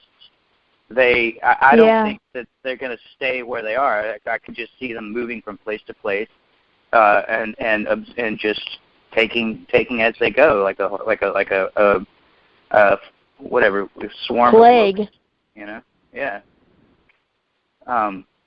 But I don't know. I mean, where did he start out? I mean, that's the thing, is like we don't have any real. I personally don't have any backstory on him other than what you guys told me tonight.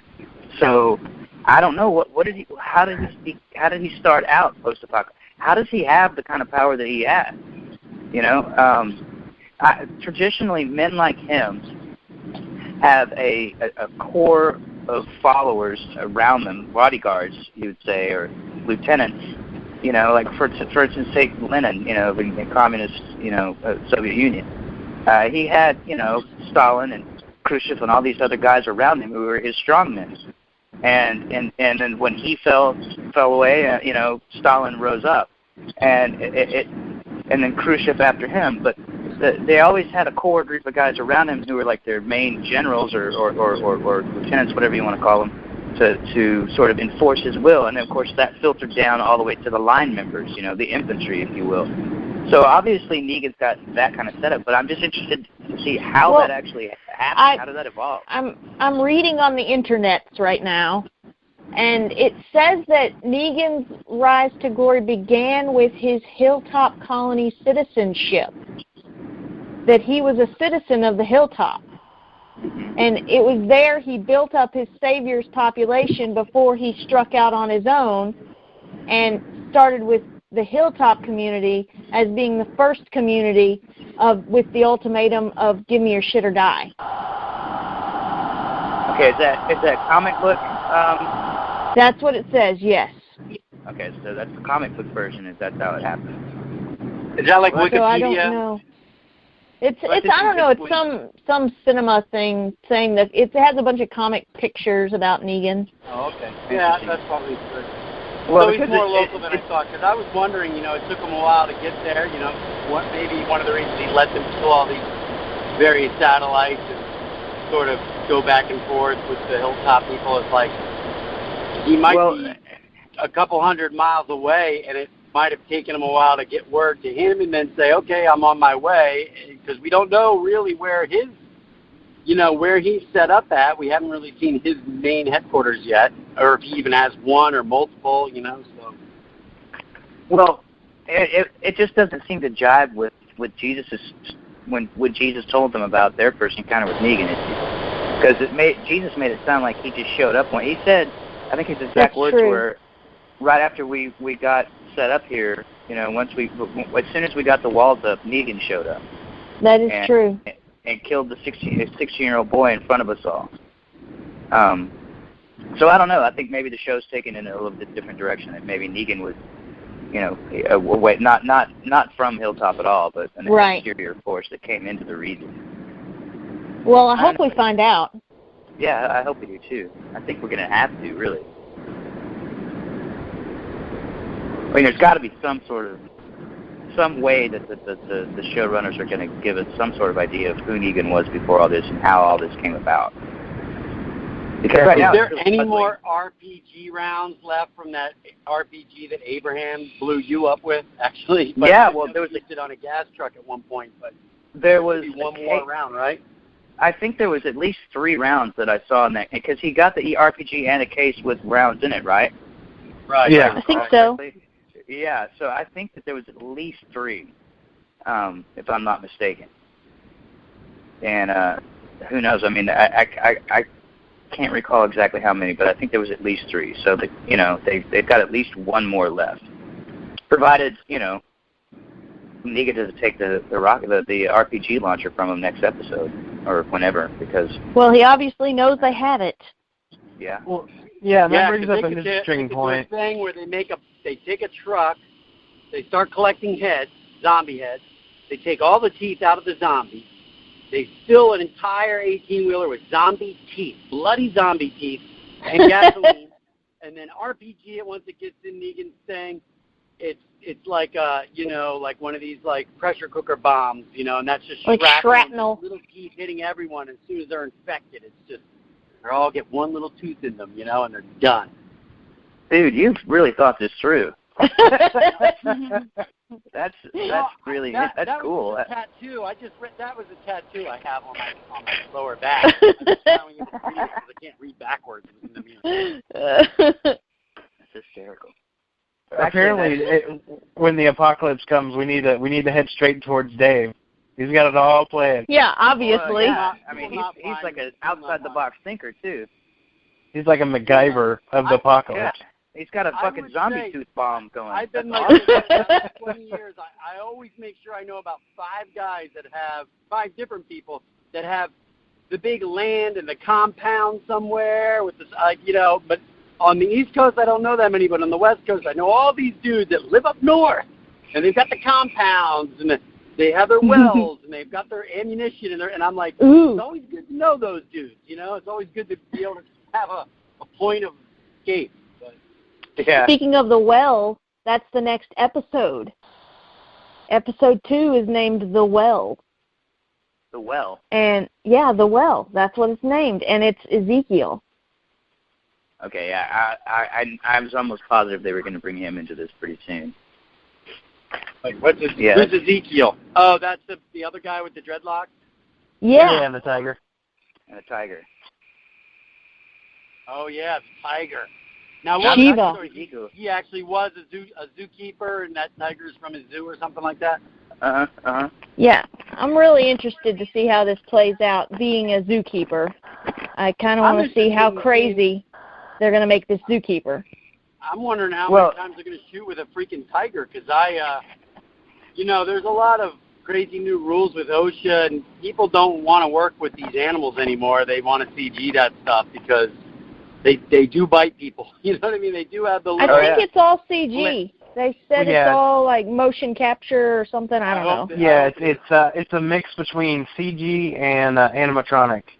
Yeah. Oh, really? Cool. My friend is doing a documentary on the guy that owns 2 grizzly bears, 2 lions, 3 tigers, a whole bunch of stuff in California, where he used to get a lot of work for these animals, but now no one wants to work with him because the bear did go and kill one of his partner right there on film in one of these movies or something, and now he's having trouble taking care of these animals and feeding them, and it's because he doesn't sort get of the work. opposite result where they're in distress in a way that he can't take care of them, and so that's what the documentary's about, you know. So.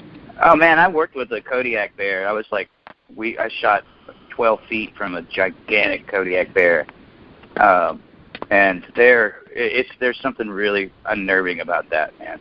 I would think so. Yeah, that's pretty crazy. I mean, when you see the size of their skulls and their bones, and you're like, oh, no matter how safe you think it is, you're not safe at all, really. I mean, no. I mean, when he stood up on his hind legs, he was like 12 feet from 12 feet high, and it was just, you could smell him. The smell of him was just terrifying.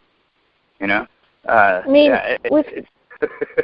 with what they're doing with CG and animatronics and all the technology now, it's really not necessary to have a lot of live animals, especially dangerous ones, on a set. Yeah, horses. I agree. So no more Lou Ferrigno throwing down with a bear in a lake anymore. Yeah, exactly. It's not even, with all CG, you don't even need Lou Ferrigno anymore. You don't need No, you're right. That is very true, yeah. Too, just to let you know, Creech, they've gotten rid of Lou Ferrigno. Which means me and Dave, we may be out of a job soon, fellas. Oh, yeah, we are. I've talked to tons of producers that are, like, trying to collect they collect all the vocals, the Harrison Fords, Humphrey Bogart, John Wayne, Elvis, and, to CG these guys and basically start getting all the old A-listers back in the movies, where they could take their voice recognition stuff and make them say anything they want, and you wouldn't all of a sudden be like, oh, I'm going to go see John Wayne and The Rock and Mel Gibson before he was saying sugar tits. You know what I mean? Oh, dude. Yeah, totally. Hey, man, I got scanned for Spider-Man. I got totally scanned, like head to toe and my whole face, everything totally scanned. So, yeah, you're part of the machine now. Yeah, I mean, and I'm pretty sure in my contract it said anything they scan they can use. So, it's what it is. Yeah, I was scanned as well. Were you? It's weird, isn't it? They scan it's cool, but it's weird. They scan my head. They scanned my head. It's a thing kind of like a CAT scan, kind of went around you, and they made a three-dimensional face. Mm-hmm. Because my head got cut off in this one movie. The guy slices my head off, and they were able to do that with the scan. And also, it had a lot of those pods, like it was a space movie, so all the actors were in these space pods, and so our heads were able to put into the space pod, and talk. Yeah. Well, I mean, I remember telling you and Creech about for The Walking Dead, they did the whole mold thing for me, like with the goo, and like I had to breathe through my nose. But like a life mold. Yeah, in order to make my burned head on the asphalt there. But I honestly think that's kind of antiquated. That's like they don't really do that much anymore. And I don't think they're going to be doing. I think that's getting phased out because of the technology, like you were saying. But to tell you the truth, it looks the best when it's a mix of practical and computer, to me. Yeah. And they do practical and then they add CG stuff onto it. Yeah. Yeah, it just looks the best. I think the technology in 10 years, the technology will have gotten to the point where even when it will look, it's just going to look so good. You'll never know. I mean, a great example of this, and I don't want to digress too much, but I don't know if you guys watch Westworld, but I've heard about it. They had this last episode, where they showed Anthony Hopkins 30 years younger, and it was amazing. I mean, it was absolutely amazing. It just looked like a 30-year younger Sir Anthony Hopkins, and I could detect zero flaws with it. I mean, it looked absolutely 100% real. So, I mean, they're able to take actors who are in their 80s and make them look early 50s or 70s and make them look mid 40s. It's just, to me, it's only going to get better. Well, and also think of this: you did that life cast. There's all the there's a lot of Boris Karloff has life casts. I'm sure John Wayne has a life cast, and so they can go and scan those life casts so that they can get their faces perfectly right, right there and then.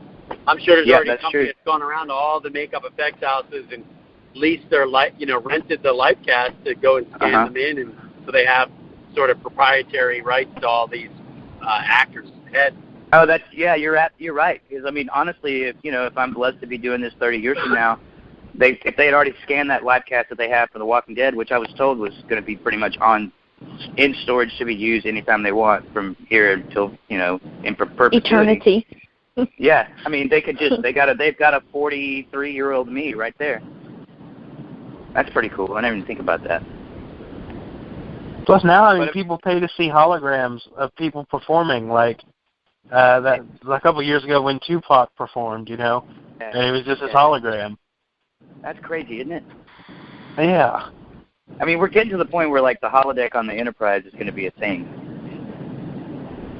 I think I even saw something where they do have something already in place like that. I don't remember if it was in Sweden or Russia or somewhere where it's rudimentary, but they do have a sort of holodeck for people up in, like, Siberia to feel like they're at the beach or something like that. So. It's just fight depression because you live in Siberia. Yeah, exactly. Yeah, I could for see the that. Hackers, that's the way they yeah, hackers, right.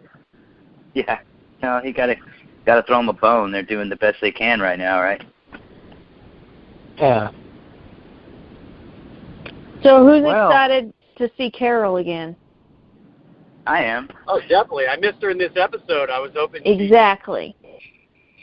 Well, I'm wondering about this arc that she's on right now. This whole I don't want to kill anybody anymore arc, because at one point we thought she was teaching kids how to use knives on zombies, and now she's like, right. She's got this. But the thing is that we know she's not happy, right? She's at a place where she's unhappy, which means she's not going to be killed yet. So I'm cool with that. Maybe she'll play a role in rescuing Daryl. Now, do you think that was I wouldn't say it's a jump the shark moment, but do you think that was also a convenient out for to sort of not have Norman in a lot of this season because he's taken away, and so that he can go and do movies and stuff, and it was a way to kind of like negotiate him out of his contract a little bit, where it's like, dude, you'll shoot your stuff in captivity in 1 week, and then we'll kind of piece you through the episodes a little bit, and so that all your fans still get a taste of you, but you're not really on the show anymore, technically. Like I didn't think about it until you just said it, and now I'm thinking about it, and it's kind of crappy. Yeah, that would be crappy if that's what they're doing. I think just from a business perspective, I mean, that's probably something his agents were sort of trying to negotiate with AMC. And I think there are a certain amount of writing decisions that are made with the business end in mind. Actually, I think there's a shit ton of them, but not most of them aren't really that glaringly obvious. But I think you're right about that, Dave. And if they don't give Andrew Lincoln an Emmy this year, that'll be, because he has not won an Emmy for lead actor yet, and that episode pretty much was drop the mic, in my opinion. Yeah. I mean, you couldn't have done anything more than carry an entire episode and do what he did. It's crazy. Can't believe I do have a question for you guys. Since you guys watched it a second time, I had to step out of the room when I was watching it when he was on top of the Winnebago and he was getting shot at, and then he decided to leap out onto the hanging zombie, which I thought was, something that I kind of saw that going, okay, he should do that and try to climb that chain and get the fuck out of there. But then it doesn't do anything because he leaves everyone there to get slaughtered if they weren't already slaughtered. But the axe was on top of the Winnebago with him, and then when he gets shot, when it's dragged down, and then he shoots the guys, the axe is out on the field. So what happened to the axe when it was on top of the Winnebago, and then it was out on the? It wasn't on I the believe Winnebago. he picked it up. Yeah. Yeah, he grabbed it when he was getting up and running for that thing, and he dropped it when he had to grab the zombie to keep from falling into the earth. Okay, got it. Yeah. Got it. But yeah, I as soon as I saw that hanging zombie, I was thinking, okay, well, he's going to go from the top of that Winnebago to that zombie. I just knew that was coming. Because I knew it. That really zombie should not have been able to hold up as long as it did. He should have popped its head right off. Yeah. I figured he was going to he was going to hatchet his way through the Winnebago top and just like, here's Johnny moment kind of a thing, you know? Yeah, right. Like, yeah, like in The Shining. Yeah. Or just start cutting off all the zombie heads and then hack his way in and just toss them in from the top, you know, like hack. I'm telling you, like, zombie heads, yeah. You are obsessed. I'm stuck on the zombie heads. I'm stuck on it. You're totally obsessed with zombie heads. What the hell, man? There's something going on here. He had a moment with that zombie head. It was like it went through his head. Like, should I just grab this and toss it back inside? You know, at the conventions, Nicotero has usually got Herschel's zombie head at his booth. Oh, jeez.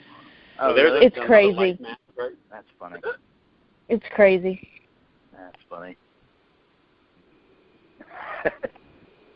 Oh man.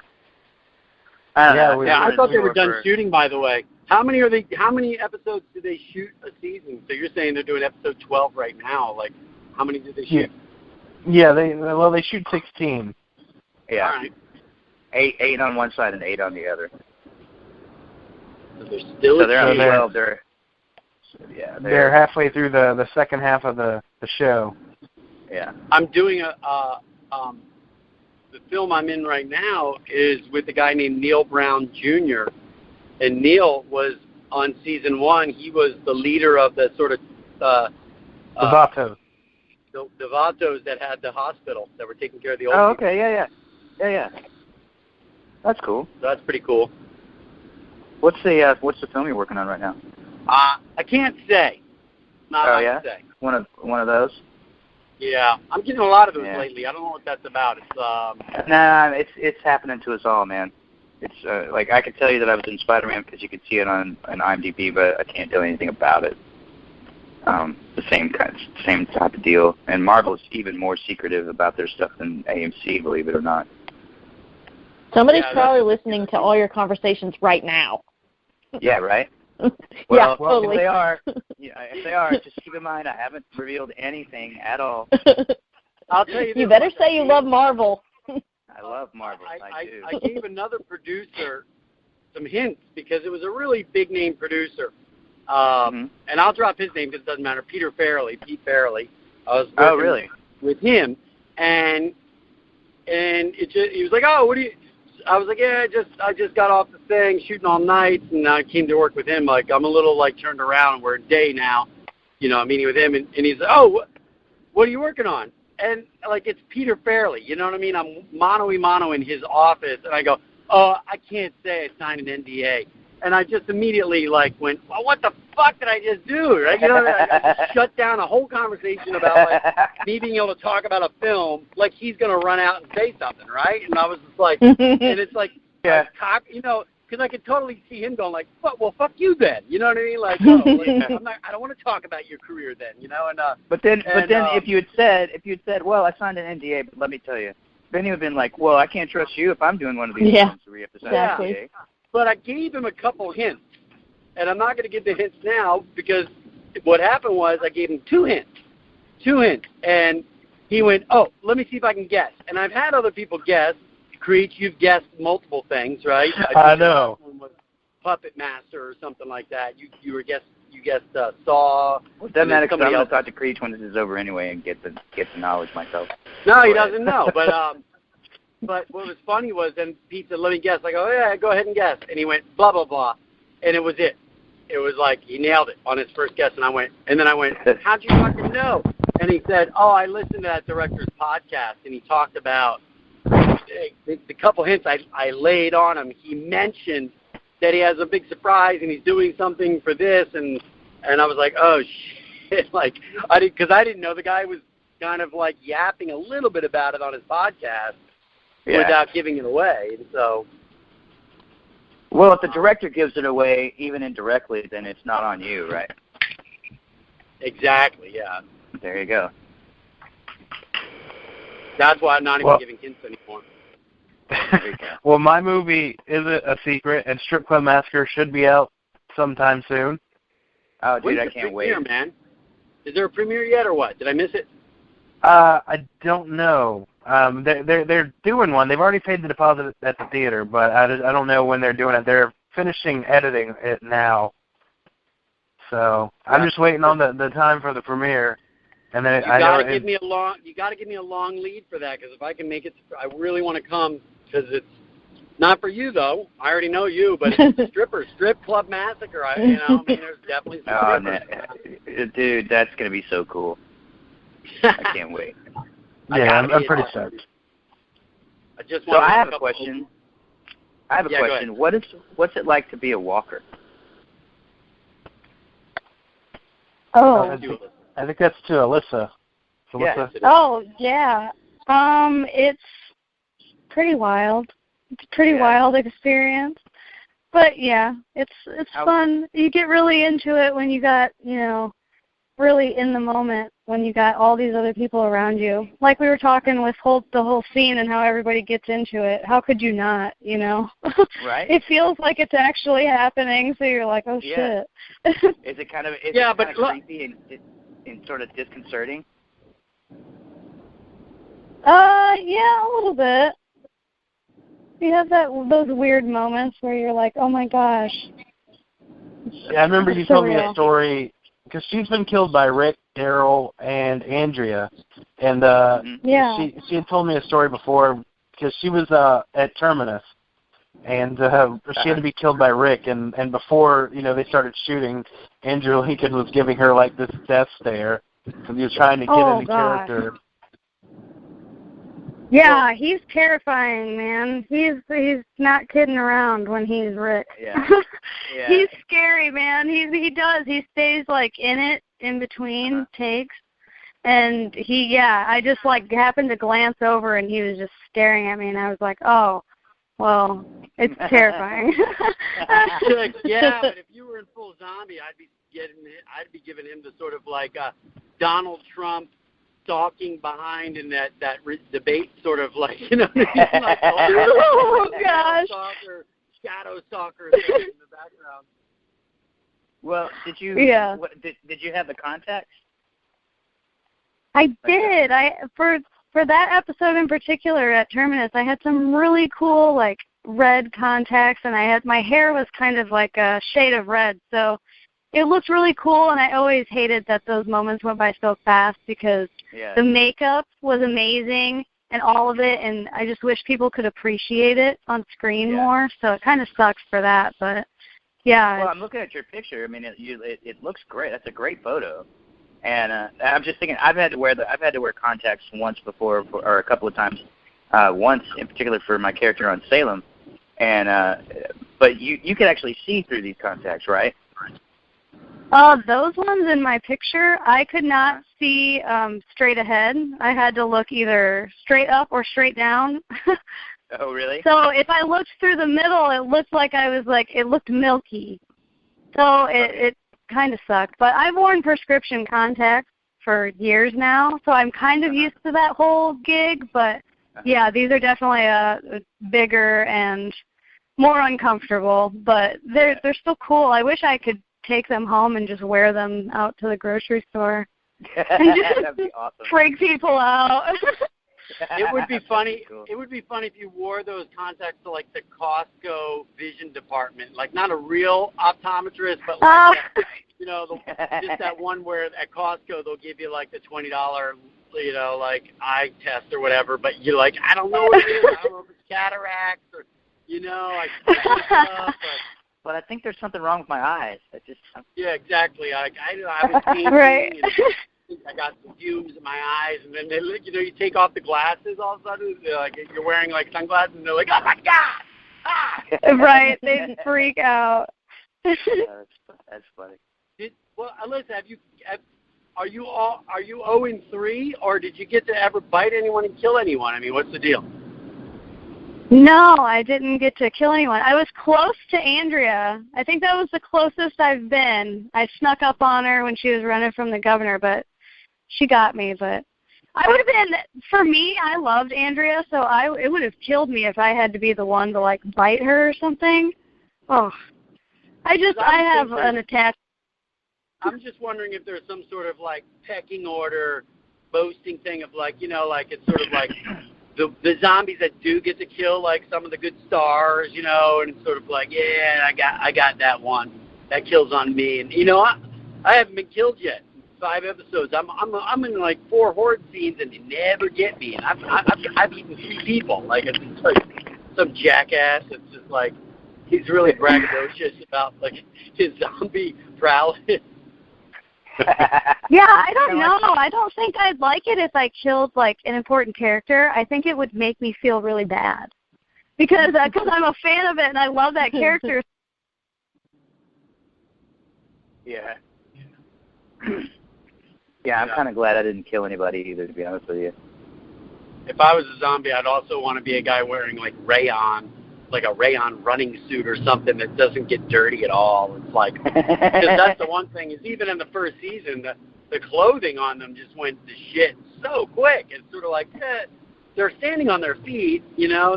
Some of the clothing has to have some polyester in it that just sort of looks good no matter what, you know, travel-wise. I mean, unless you're Father Gabriel, because, I mean, in season 5, you know, he killed that walker with his white shirt on, and there was no blood on it or anything. Oh, yeah. I remember that. Where he went out, he went outside of Alexandria. Yeah. And I remember thinking, wow, coming back. Way to not get dirty. Yeah, goes out and pick an acorn. She kills the walker, and she gets all just spattered and head to toe. Yeah, he must. Yeah, I do have to say though, I have to disagree with you, Dave, on the zombies being the ultimate. Because you had mentioned this earlier, and I meant to address it, and I wrote it down and I forgot to. But I don't see the zombies. I don't see the walkers as being the ultimate evil. I was telling these guys this earlier before you came on. I actually see them as more of just an impartial force of nature, like a tornado or and let me digress. You know, an earthquake. I didn't say they have an evil nature. I just felt like they are a weapon of destruction. You know what I'm saying? In a way, like they could be used in a way that could be an ally to Rick and those guys against the Saviors in some aspect. Right. Which would lend to them some sort of redemptive quality, actually. You know, you died and you're a Walking Dead person who wants to eat people, but, you know, good people can use you as weapons against bad people. But, you know, to me, what Negan and his group represent is sort of the ultimate in evil, you know, as far as, like, you know, when we look at it in terms of morality. And in a way, I think The Walking Dead is not so much about zombies as it is about how people choose to react to a world where zombies exist and it's pretty much just taken down civilization. And I think if you're somebody like Negan or his people, I think that they are The Walking Dead, really, because what makes them human beings they've lost died. It. Yeah, it's died. They've lost their humanity, just like Dale was always talking about. Yeah, that's one of the things I liked about Dale is he sort of had a philosophical handle on what was going on, and Herschel did too. And so did Glenn there, actually. Yeah. I mean, that's one of the reasons why I say I think Glenn was, you know, at least as far as our current survivors, he was the most noble of the whole lot of them. Yeah. But anyway, I just wanted to throw that in there, man. Oh, absolutely. No, I agree. I agree with that. I mean, they're not a thinking. They're impartial either way. You know, they're soulless. Yeah. In a sense. Yeah. They're like I said, like a force of nature now. They're just it's the whatever it was that turned them into what they are. They're no longer humans. Right. Which is, I think it's interesting. AMC is very much stuck to their guns on this whole concept that there's no evolution to the zombies. They just are to the walkers. They are what they are. Yeah.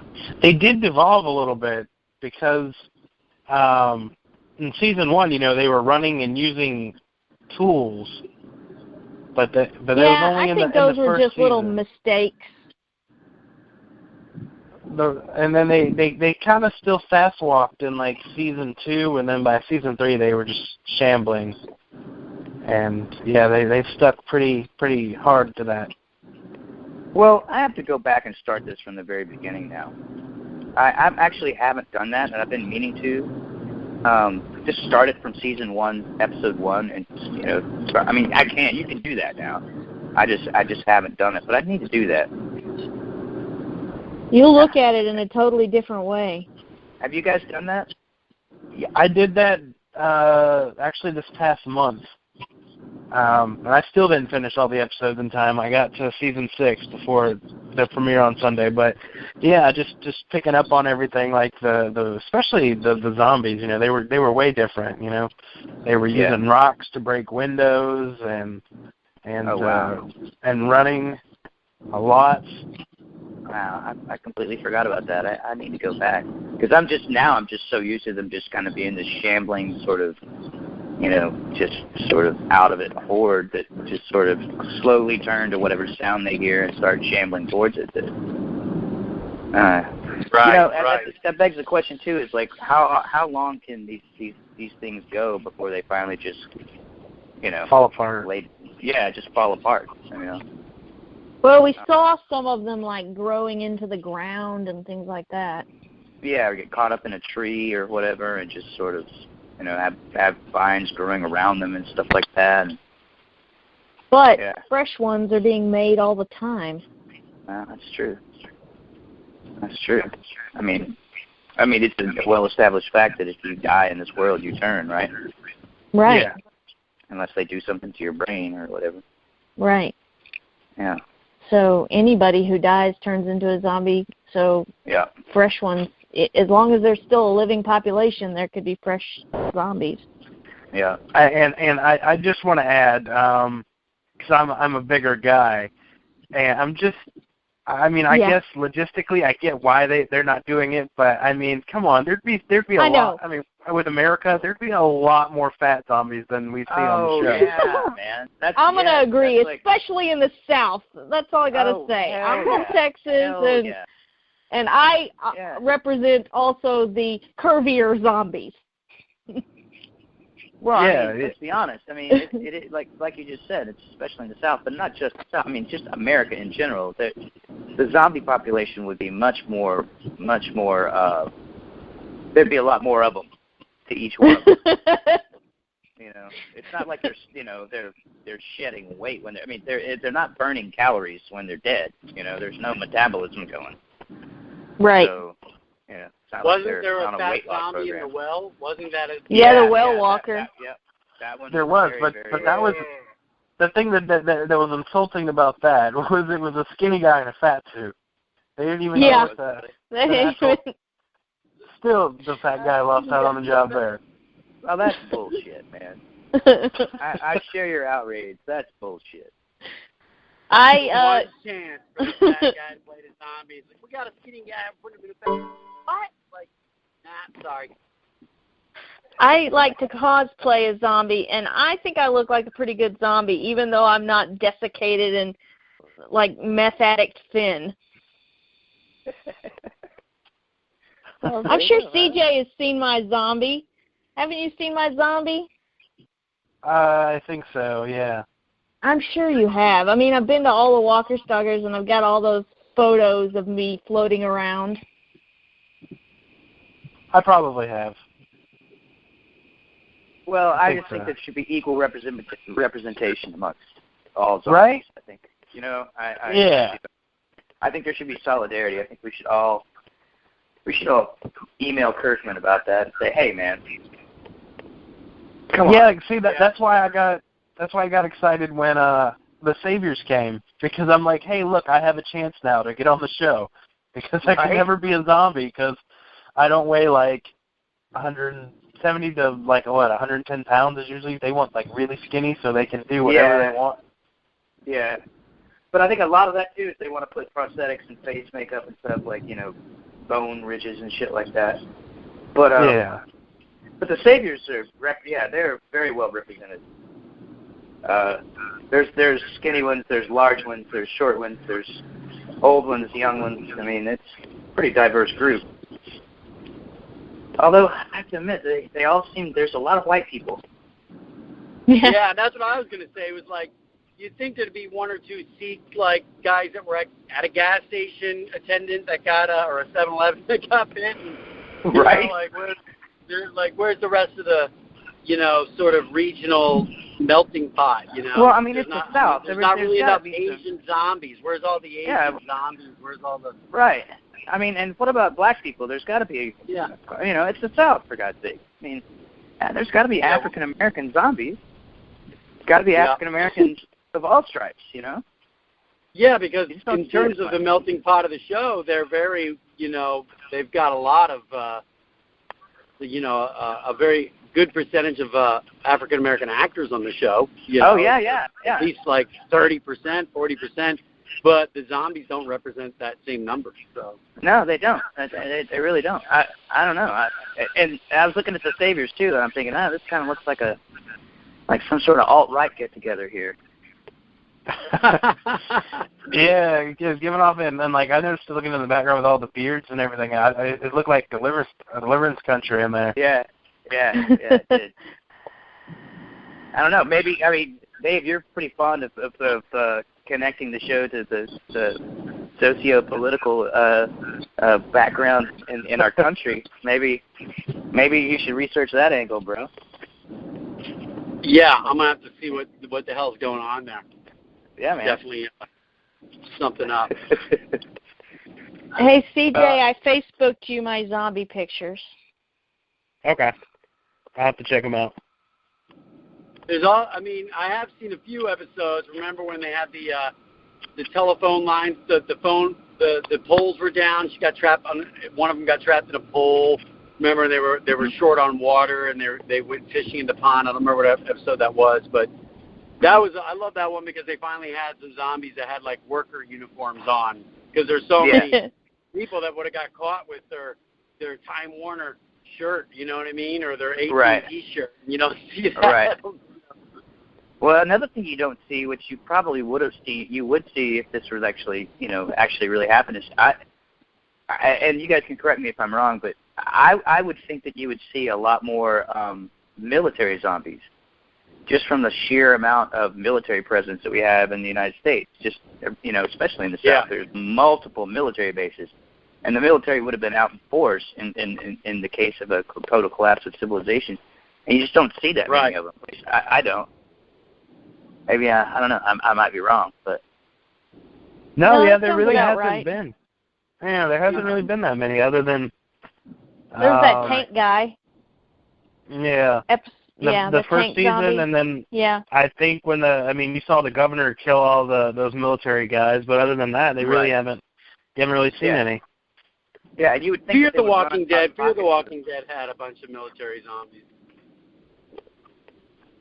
Which I guess I can see because it's in Los Angeles or in the surrounding areas. But I think most of us here are Southerners, with the exception of Dave. There's a lot of military bases in the South. Oh yeah, a lot. And especially like around Atlanta and around Washington D.C., Alexandria, that area, you'd think that you'd be coming across pockets of military presence. So you'd think that there'd be soldier zombies kind of wandering out. Who the hell knows? Yeah, maybe they mentioned Fort Benning, and there should be plenty from there that they never ran into. Yeah. Unless maybe, who knows, maybe the soldiers just saved that last bullet in their magazine for themselves. Who knows? Could be, yeah. There was definitely a lot of firepower around those areas. Oh, God, yeah. And I was noticing the gun that Negan had. I mean, that's straight up military weapon. It was not set that was not a semi-auto. That was full auto. He was mowing those zombies down. And I noticed also that he wasn't necessarily giving them all headshots. Some of them he was, but some of them he was just shooting them to get them off of Rick, to kind of keep the threat going. Right. Yeah, he didn't want to lose Rick, because Rick's going to bring him all of Alexandria. But he also wanted to keep the pressure on Rick to bring him his axe. Oh man, what a crazy episode! Yes. I'm still messed up about it, to be honest with you. Yeah, that Glenn makeup really, really affected me. Oh God, that eyeball! Yeah. The eyeball coming out. And then the length of time that he spent like that, like, you know, trying to talk and the twitching at the end. Yeah. I can never watch the episode again. I only watched it once, and I wouldn't quit watching the show, obviously, because you're going to miss out on all the good stuff that's going to happen. But I can't watch that episode again. Yeah. And I feel like it's kind of, I mean, even in the way, if you see on Facebook and Twitter, I mean, it seems like everybody's kind of forgot about poor Abraham, because Glenn has definitely that the one true. that they talk about more. And I think when they did this, like, if you notice, Abraham's death was, I mean, yeah, you saw the hit, but it was very quick, and you didn't really see much of what happened, other than a little blood at the top of his head. But so then when you hit Glenn, you weren't expecting it to get as gruesome as it got. Exactly. So I feel like that almost that first. Yeah, they unplugged all the stops when he started hitting Glenn. Yeah. You know? I mean, and I was saying this before you came in, Dave. Like what Negan was saying to him was just awful. Horrible. Because he was taunting him as he was dying, and commenting on his eyeball popping out and that it was gross. You know, and he was talking to Maggie while Glenn was literally still trying to get his last words out. I mean, that's just, oh my God, that was just, I mean, yes, Abraham's death was gruesome and horrible, but, you know, they took it to 11 with Glenn. I know I keep saying They that. really did. I could have handled, I mean, Abraham's death was gruesome and horrible, but I could have handled it, but I couldn't handle Glenn's. Yeah, no, it was well played for sure, you know, and just the way that he so enraged type of killing, just smashing the heads to a pulp, but was getting into it, like, you know, like in a sense of like, I could keep doing this. This is, you know, I gotta stop, but I'd really rather just kill all 14 of you or 7 of you or whatever there were. Like, I just. This is what makes me alive, you know. There was 11 of them. And the thing is he at one point, he's smashing the bat into Glenn's head, and he says to him, you, I can't remember what I don't think he said, maybe he did say fucking, I'm not sure. He said, you fucking pussies. Or you bunch of pussies. You know, I mean, It's like he's mocking them just for their weakness of reacting to their friends dying. It's like Negan exists in a world that's so far removed from them that it's literally destroying them to have to understand where he is, you know? He's lost literally all of his humanity. How can any of those people who are following him follow him? The only thing I can think of is that they're absolutely 100% convinced that if they don't, they're going to get hurt in the same way that what they just saw. I really honestly believe that he's got enough people around him that everyone else feels like if they get out of line, they're going to get the same treatment. And they're absolutely 100% terrified of that happening. Well, you saw, I mean, we've all seen Dwight's face. Yeah. And here's another thing. I don't think Negan's I don't think Negan's doing what he did to our group just for our group. I think it was just as much for his own group as it was for our group. Yeah, you're probably right. Obviously, that burn on Dwight's face was a specific punishment for his running and starting the fire. Mm-hmm. And yet Dwight is right there, gung-ho, 110%, you know, behind him. Ready. Yeah, but notice this, though, too.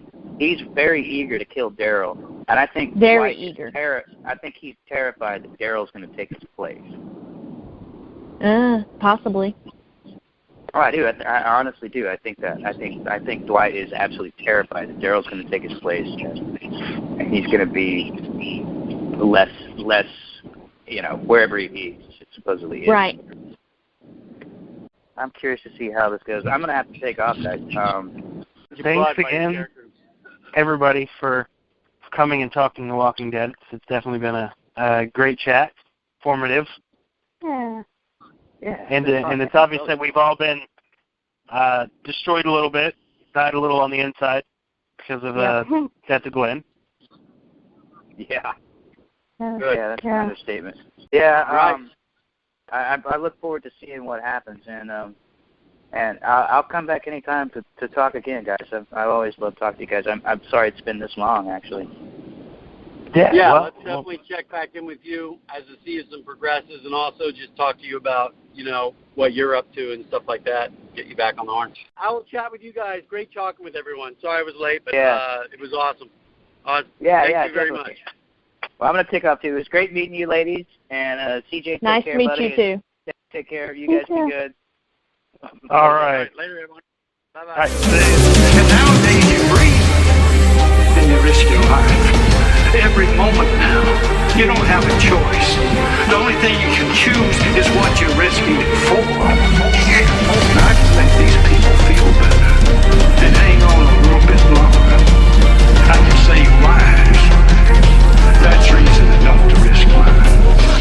And sit down.